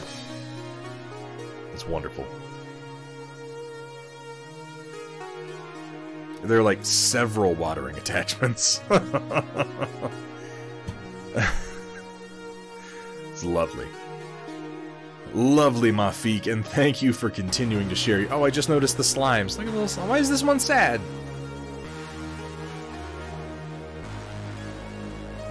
He has that, like, Forever Alone look going on. This one seems fine.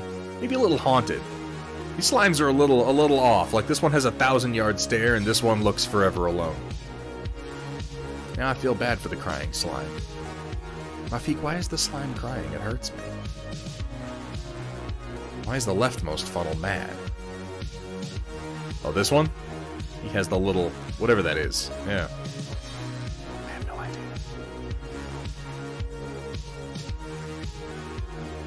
Oh, because the gun is oh, I see. Yes, he has a gun pointed at him. He's a terrified little slime. Oh, that just makes me sad. That slime's seen some shit. What has been seen cannot be unseen. Lovely work, Mafik, and thank you for sharing. Here we have from Xandershade, my first attempt at base decoration. Basic grass plus small rocks tile. Not certain if I need to do anything to seal the base, like a matte coat. I think it looks pretty good at play distance. All materials used outside of painting the base green comes from Army Painter Battlefield basing set purchased from Ares. Hey, that works. Actually, this works for me better than a lot of tufts do. This would be the very tall grass. This would be like 3 to 4 foot tall grass, but that's not unheard of. Grasses that tall absolutely exist. This again, like I said, this works better for me than a lot of the tufts do. That's pretty effective. Using static grass can be a little bit tricky. If you're not going to use an actual static applicator, a real simple thing you can do is when you put down the glue and kind of sprinkle the grass on, hold it up and just gently blow across it. Just like that. It'll help the grass kind of stand up on end. You just, you know, practice it. Practice doing that and you'll get a really nice effect. Not that this looks bad. Honestly, this didn't clump up too bad. A lot of people's first time using static grass, it winds up all laying kind of flat. But yeah, if you blow across it, it catches the ends that aren't in the glue and it helps them lift up and off. It just looks a bit more natural. Loving seeing the Trinity City buildings as usual. Just a little padding for my ego. Sometimes water-based glue gets weaker over time. As in humid locations, I like Gorilla Glue Clear. Is that true? Oh my god. What are you doing? I'll move this over so you can actually see it. I realize that's been behind my head. What are you doing? What are you doing? Dr. Rhino, what are you doing? What's your game? What's your play? What is this? You gonna blackmail me now? Huh? Is this some kind of extortion gig from the fucking Rhino compound? Bringing the raid in here? Putting on the pressure? Came up with the best movie idea ever? What is it? Lay it on me. Let's hear it. Let's hear it. You got this idea. I want to know what it is. Welcome in, Raiders. We are just doing our, we're towards the end of the stream at the moment. This is the Storm Report, an audio message in Instagram. Alright, hang on. Hang on. Give me a second here. This is a weird stream for me. We never stream on Fridays.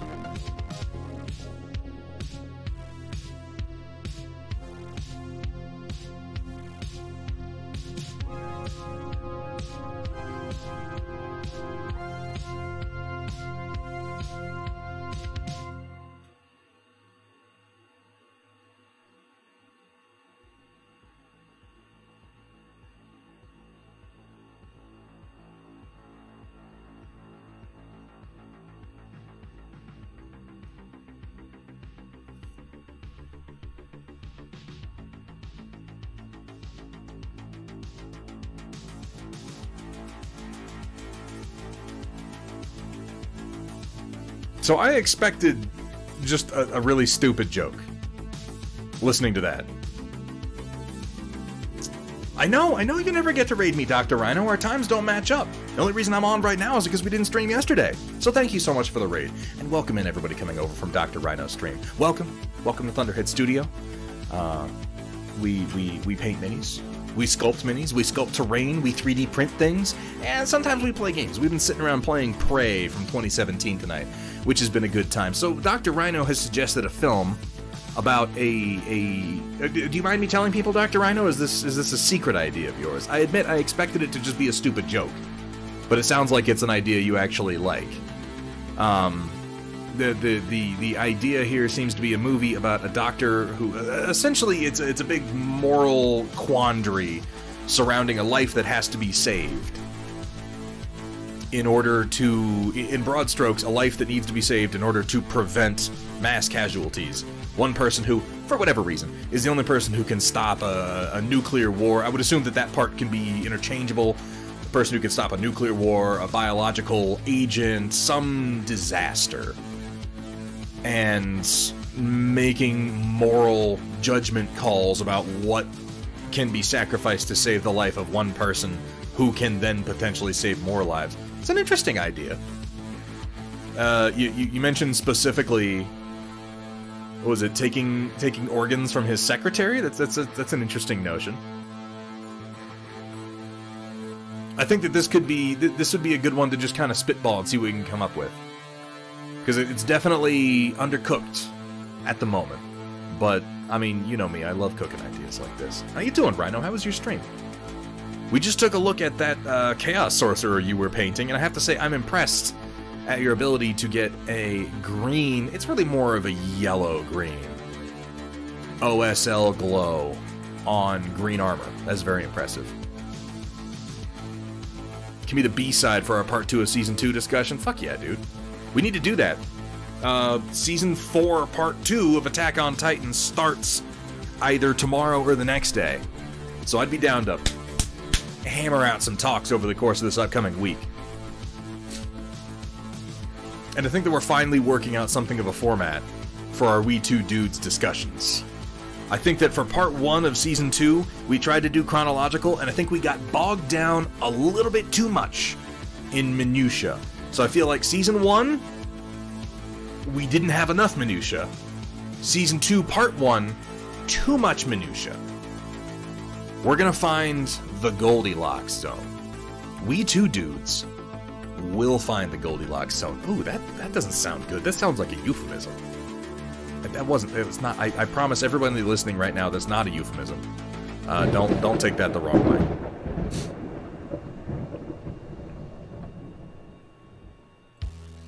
Let me move this back over. Hamburg Tack, dropping those gift subs, hitting AJ Wheezy Rubik's Cube and Master. Thank you so much for that, warm, man. fuzzy feeling. Maybe it's just my allergies. Look, I'm not proud of it. I just said it, okay? Oh my god. Oh my god. Let's keep going.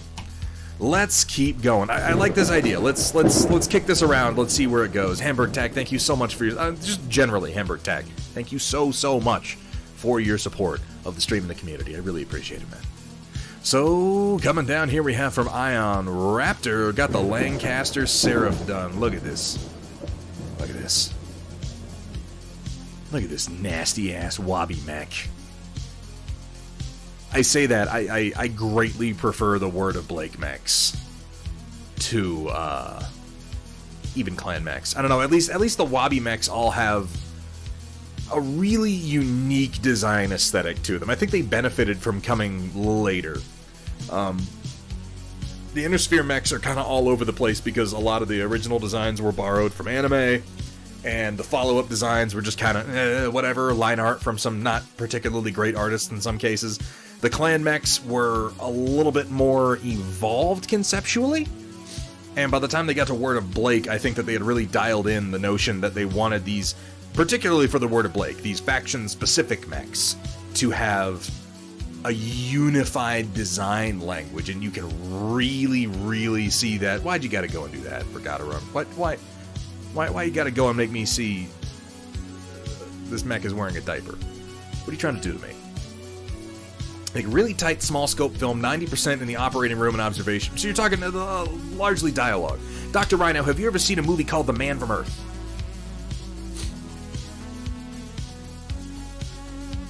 It is a movie that takes place entirely in a living room with, there's a college student who is retiring or moving, and he has his professor friends over to help him pack for his move.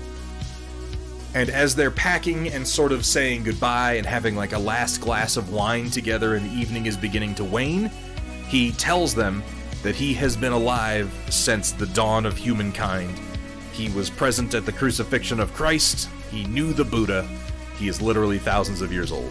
And the rest of the film are college professors saying, okay, obviously you're out of your fucking mind, or you're kidding, or this is some kind of thought experiment.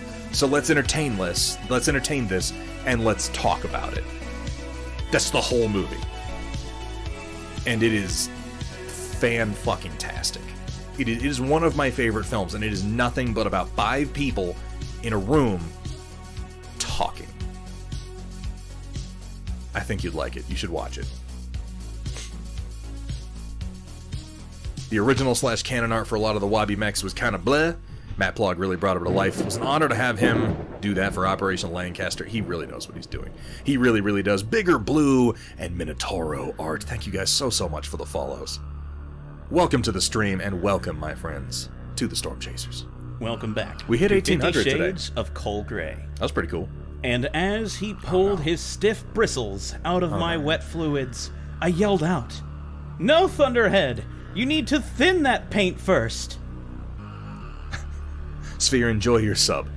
Enjoy your ability to harass me with Chaotic Harmony's voice. Yeah, we hit, I think the next big milestone we're going to celebrate is if when we get to 2K, but we hit 1,800 followers today. And as I lay on the cold, unforgiving table, my liquid spewing out from beneath me across the polished surface, I look up to see Thunderhead shaking his head, eyes alight with disappointment as he cleans his brush. Alight with disappointment.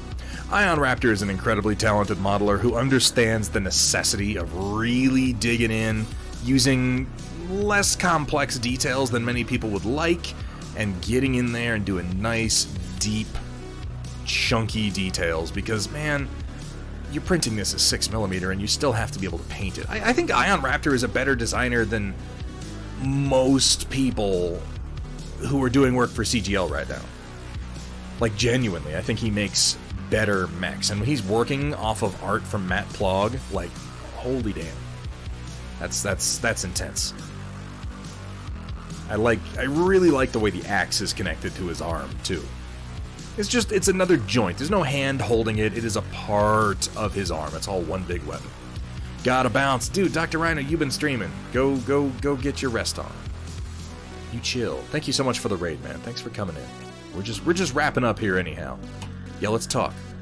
Let's jump on the old Discord, talk about the rest of Attack on Titan Season 2, and get ramped up for Season 4. I'm excited. I'm excited for what comes next. Here we have from Punexpected, mostly done Kingdom Death Phoenix Dancer pinup.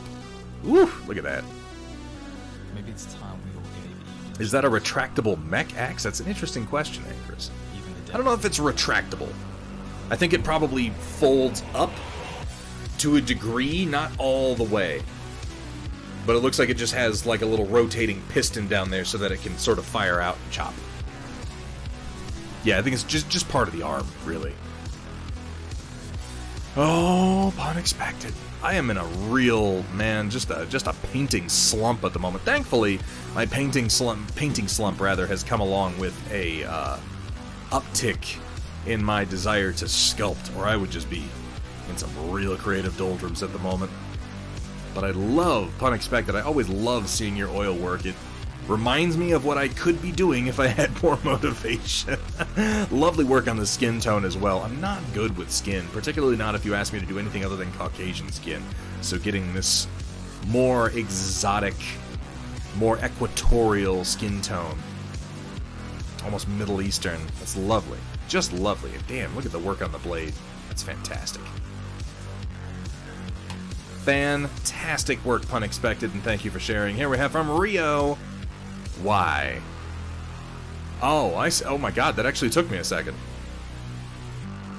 I was like, what's wrong with the one on the... Oh, I see.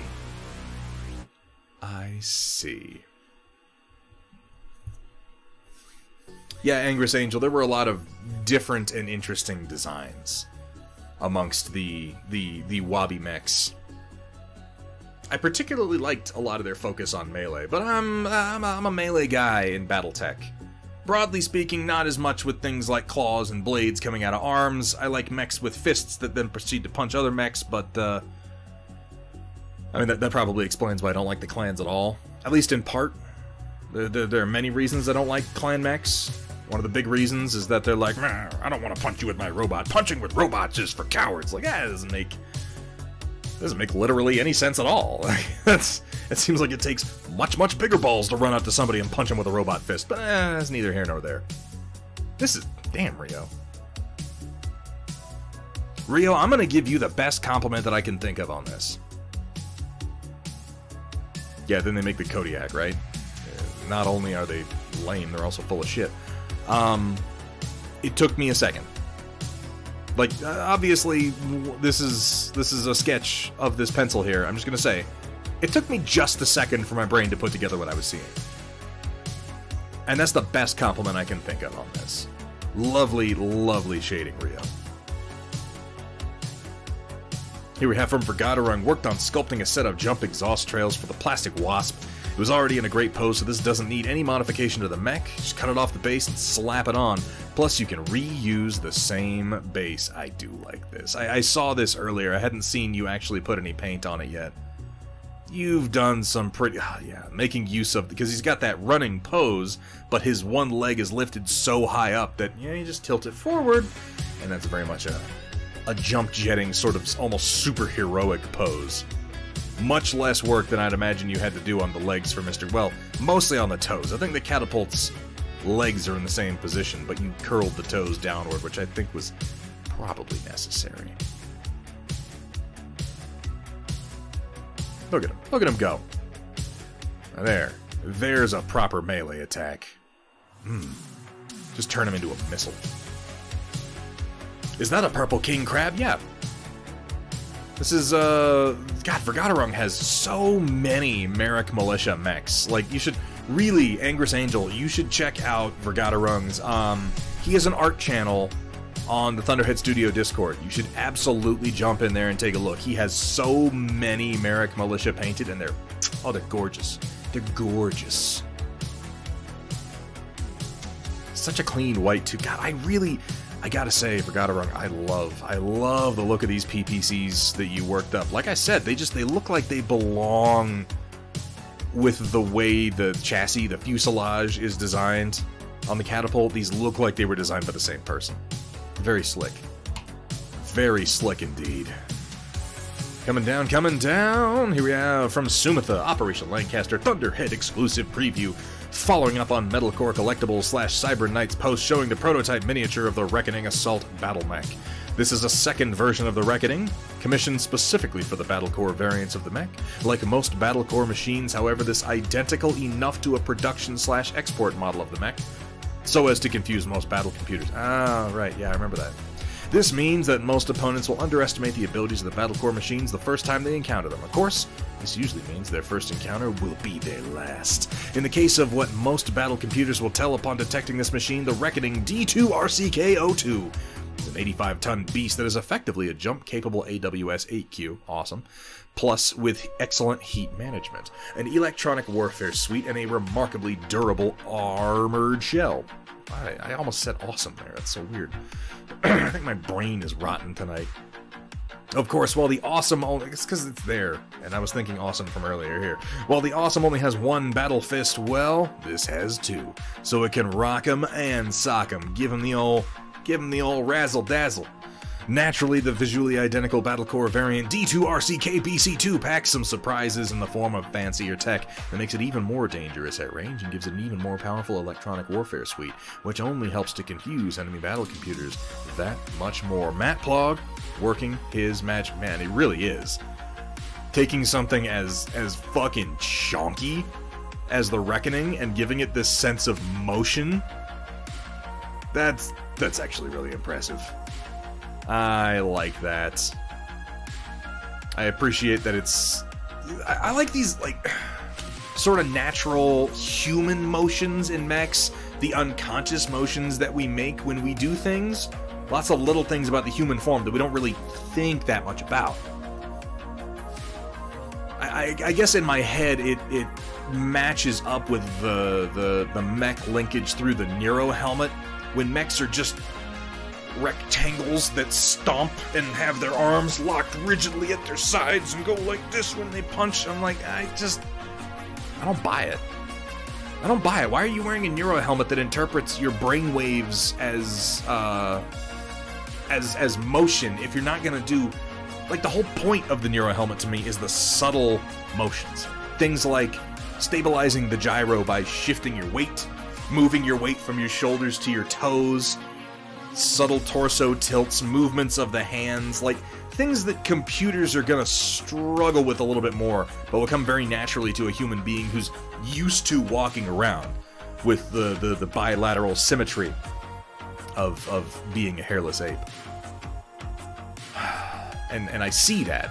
I see that in the open hand over here. I see that in the down-tilted wrist over here. Yeah, I know Automat, but for whatever reason, and the reason is largely the MechWarrior game series being as popular as it is, a lot of people just have it in their heads that mechs should be big rectangles that stomp mindlessly like big hydraulic boxes, and I just... I don't like it. I don't like it one little bit. I struggle with that in MechWarrior 5 in particular. Now, I understand the limitations of game engines and what's possible with controls that aren't actually guided by your mind. It necessitated that, but it has bred a whole generation of BattleTech fans who take BattleTech in a direction I don't personally subscribe to. This? Oh, I'll subscribe to this.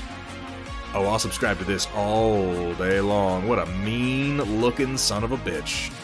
Lovely. I really like the redesign on the cockpit. I think this has ultimately worked out for the best. Fantastic. Just fantastic. Here we have from Merlin Models, a lot more work to do. This is Saifa Belnades. As seen in the Netflix Castlevania series, this picture shows up much smaller in Discord than it should. A lot of work has gone into the face, hair, and boots. Clicking Open Original will show it off. It's decently sized. I am going to open the original because I do want a closer look. Oh, yeah. Okay. Actually, there's a lot of subtle work that has gone into the face, isn't there? Perfect coloration on the... I gotta say, the two colors that always stand out to me for Saifa Belnades are going to be the hair color. That particular, like, it's not quite red, it's kind of more of a strawberry blonde. And then the blue of her robes, and you really nailed both of those. As long as they don't get too fluid like anime mecha too much. That depends on the anime. Angress Angel. I agree with you if we're talking about really the vast majority of them, but there are anime out there that have had much more sensible paces for... Because, like, mechs should move slower. They're actually faster, or as fast as a person, but because of the scale, they appear to move slower. It was one of the sticking points for me when I hear people complaining about, like, Pacific Rim and the motion in it. They're like, ugh, why do the mechs move so slow? I'm like, if you're throwing a punch with an arm that's 30 feet long, and it takes you a couple of seconds to extend your fist, you are still moving that fist many times faster than my arm extends the 3 feet of its length, and you're moving much more mass. They should appear a little bit more ponderous than a person, but still smooth. Armored Trooper Votoms was fine. Thinking more Gundam, Robotech, Macross. Again, it depends on the series. I think Iron-Blooded Orphans has one of the most fluid and kind of over-the-top movement systems, but it also goes way out of its way to explain why that is, which I appreciate. And for me, Dougram is just, it is the perfect midpoint for mech movement and combat. Like Ant-Man in Civil War. Yeah, exactly, Hamburg Tech. You're looking at a human being, and if he were normal size, you'd think, oh, he's moving slow, but he's fucking gigantic, and he's actually moving ridiculously fast and shifting huge amounts of mass. Except in his case, it doesn't make any sense because that's not how pin particles work, but let's all accept that Ant-Man is just magic, and he does whatever he needs to do whenever he needs to do it, and never ask any more questions about it. Merlin, are you going to do any of the other characters from Castlevania? The movement profile of Titans from Titanfall is about right for mech. Yeah, no, I agree. Titans, that would be about right for, like, proto-mech size. I think that the fluidity of motion in Titans from Titanfall is... Oh, it's perfect. It is spot on. I love the way that they move. I love the way that they shift. I love how they balance their weight. I mean, you know, Sumitha, how much I love Titanfall. Don't think you're gonna? Okay. I mean, this is a great choice of figure, and I'm interested to see what you end up doing with her magic. For anybody who hasn't watched Castlevania on Netflix, go watch it. Please. It's a pretty fantastic show. It manages to... How do I put it? It pays homage to its subject matter in a way that does not feel forced. And it's not like... I'm trying to think of a good example. You know, I can describe the feeling of so many things that have adapted video games or previously existing IPs, where it's like they just do something, or they have something in it because it was in the original, and they wave it in your face. They're like, look, we did the thing. Look, it's the thing you recognize. Yeah. Sometimes it's like that in Castlevania, but for the most part, it's kind of subtle background stuff, or it's just woven into the narrative or the environment in such a way that, like, if you've played the games, you'll recognize environments, you'll recognize monsters, you'll recognize abilities. One of the things I love about Sypha Belnades in particular is she has lots of magical abilities she uses, and every time she does it, every time she summons up ice shards or you know, runs across ice platforms, like, you're watching it happen and thinking, I remember having that power. I remember doing that as Sypha. It didn't look as cool when I did it, but I remember having that ability. It strikes me as a show that was made by people who, if they didn't play the original Castlevania games back in the day, they at least went back and replayed them before they started writing the show. And I give them huge credit for making Castlevania seem cool and seem like scary and dark and gothic, and making it adult and bloody, while fully recognizing that the truth of Castlevania is that Dracula's castle was basically like a fucking spirit Halloween store. It was just bonkers. And it was not serious at all. It was complete nonsense. And they did a really good job. Yeah, she uses flame too, though, Merlin. She had elemental powers, broadly speaking. Duped by an edit I saw on Twitter with Alucard standing next to Vampire Hunter D. Yeah, not as much. The humor was pretty good. Not the best. I would criticize some of it, Automat. Particularly in Sypha's case, I felt like sometimes her snark got to be a bit too much. But it never really pulled me out of the show. It was always just like, maybe not. Maybe that was one joke too many. But all the main characters were really well done, and I think that the ending ultimately worked out pretty well. Trevor needed the snark. Sypha got, like, hyper snarky by the last season. Maybe that's just because she was hanging out with Trevor and he was such a jackass. I will say that the final confrontation was, you know, the big fight at the end of the whole season against a certain character who, and credit to them, that character, no spoilers, that character is the one character who, through the whole series, I was like, when are they going to show up? This character is always there. When are they going to show up? And they don't until the very end, and when they do, it's like, okay, yeah, no, that seems apropos. That worked. Always felt like the sort of people I hang around a lot. I really liked Sypha. Like I said, I have minor quibbles, but they're so minor I don't even care to bring them up, if I'm being honest. I loved the show. You should watch it. And Merlin, I very much want to see that finished figure. And was that a 3D print? Because if it was, I wouldn't mind knowing who made it. You can maybe toss that information my way. I'm not saying I'm gonna paint one, I just, you know, wouldn't mind. Wouldn't mind knowing. That might be okay. Yeah. Yeah, Xander, yeah, that was Alucard. Oh god, I'm turning into Belmont. Some really surprisingly mature and dark moments, too, in that show. Please do, Merlin. Trevor was like the person in the pub you should buy a pint for because he goes through so much shit. Sypha was the person you bought a pint for because she's done all the shit with finesse. Yeah, no, she was great. Here we have from Automat Americana. Not much to show this time since all my other projects are on hold, but here's a teaser. I'm not saying what this is yet, but it is Battletech related. Just roughing out the basic shapes for now.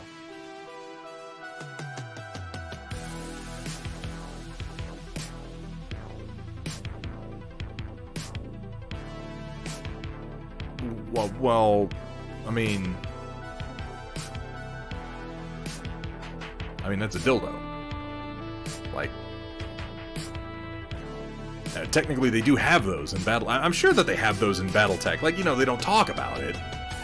But I'm certain that you can buy them, particularly in, like, Cretan space. You can buy weirder shit than that in Cretan space. I mean, you say that, Kursala, but is it? Is it? I don't know. Just, Automat, just make sure, like, I can see you've got the start of the profile, just make sure you include the flared base, okay? That is, I cannot stress how important that is. It's just for health and safety. You never know what people are gonna do. In all seriousness, I can't necessarily identify it just based on the profile, but I am curious where it's going. The blimp we've been talking about in Beetleben's channel. Let's be honest, Simitha, this was always where it was going, and I think, if you're honest, you knew that. On some level, that's probably why you're here. I don't judge. I don't judge. Who am I to judge any of you? I just share with the good people. I mean, I didn't complain that much, Kursala. My painting handle, which I have right here, does look quite a bit like a butt plug. That's just like, yeah. A lot of things do.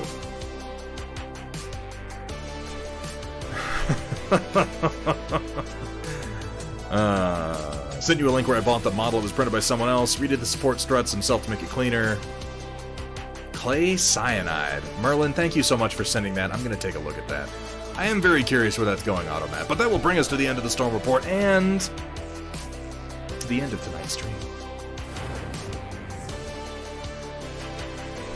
Let's figure out where we are going. I don't normally stream on Fridays, like, at all. Maybe we'll do something a little wild. Let's see who's doing what.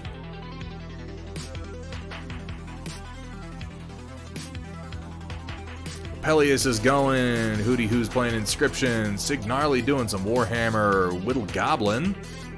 Cephalopod. Talon Grayson. Crystals and Cats is going. Zombie Brush. Zombie Brush? Zombie Brush. What are you working on, my man? Guar and Gore. Let's pop over into Zombie Brush's stream. I always love what Zombie's working on. I would've grabbed somebody that I don't normally... Well, hold on. Let's see what Whittle Goblin's up to. I like her. God damn these Billie Eilish commercials. Stop it. Get out of my face. I don't want to buy your fucking product.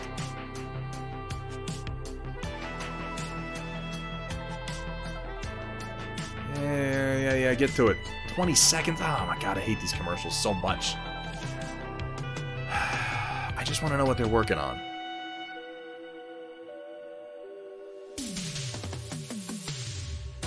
Xander Shade, you have a fantastic night.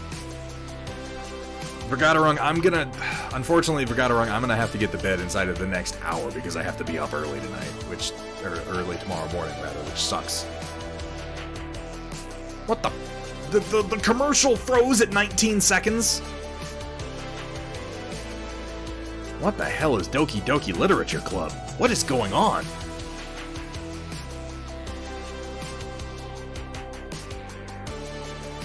Oh my god. I'm so clueless to so many things around me in the world. Oh my god, it's a visual novel. Okay, let's not do that. I like her painting, but I'm not going to raid you guys into an anime visual novel. That's just not a level of cruel that I have in me. So let's go see what Zombie's doing. He's working on a little bit of... whatever it is. You know what? I genuinely don't give a shit about the difference.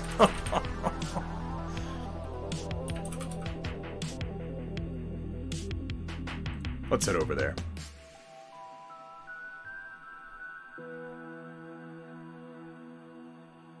Get that going. I figure most of you fine folk are already following Zombie Brush Studios, but if you're not, even if you're going to bed, if you feel like doing me a favor, stick around for just a minute. Check out Zombie Brush's stream. Consider dropping him a follow if you like what you see. The guy's an amazing painter and a really good dude. He's been getting back into some Warhammer and Battletech lately. He has a very unique art style. It is absolutely worth your time. Folks, thank you so much for joining me tonight for delving more into Prey.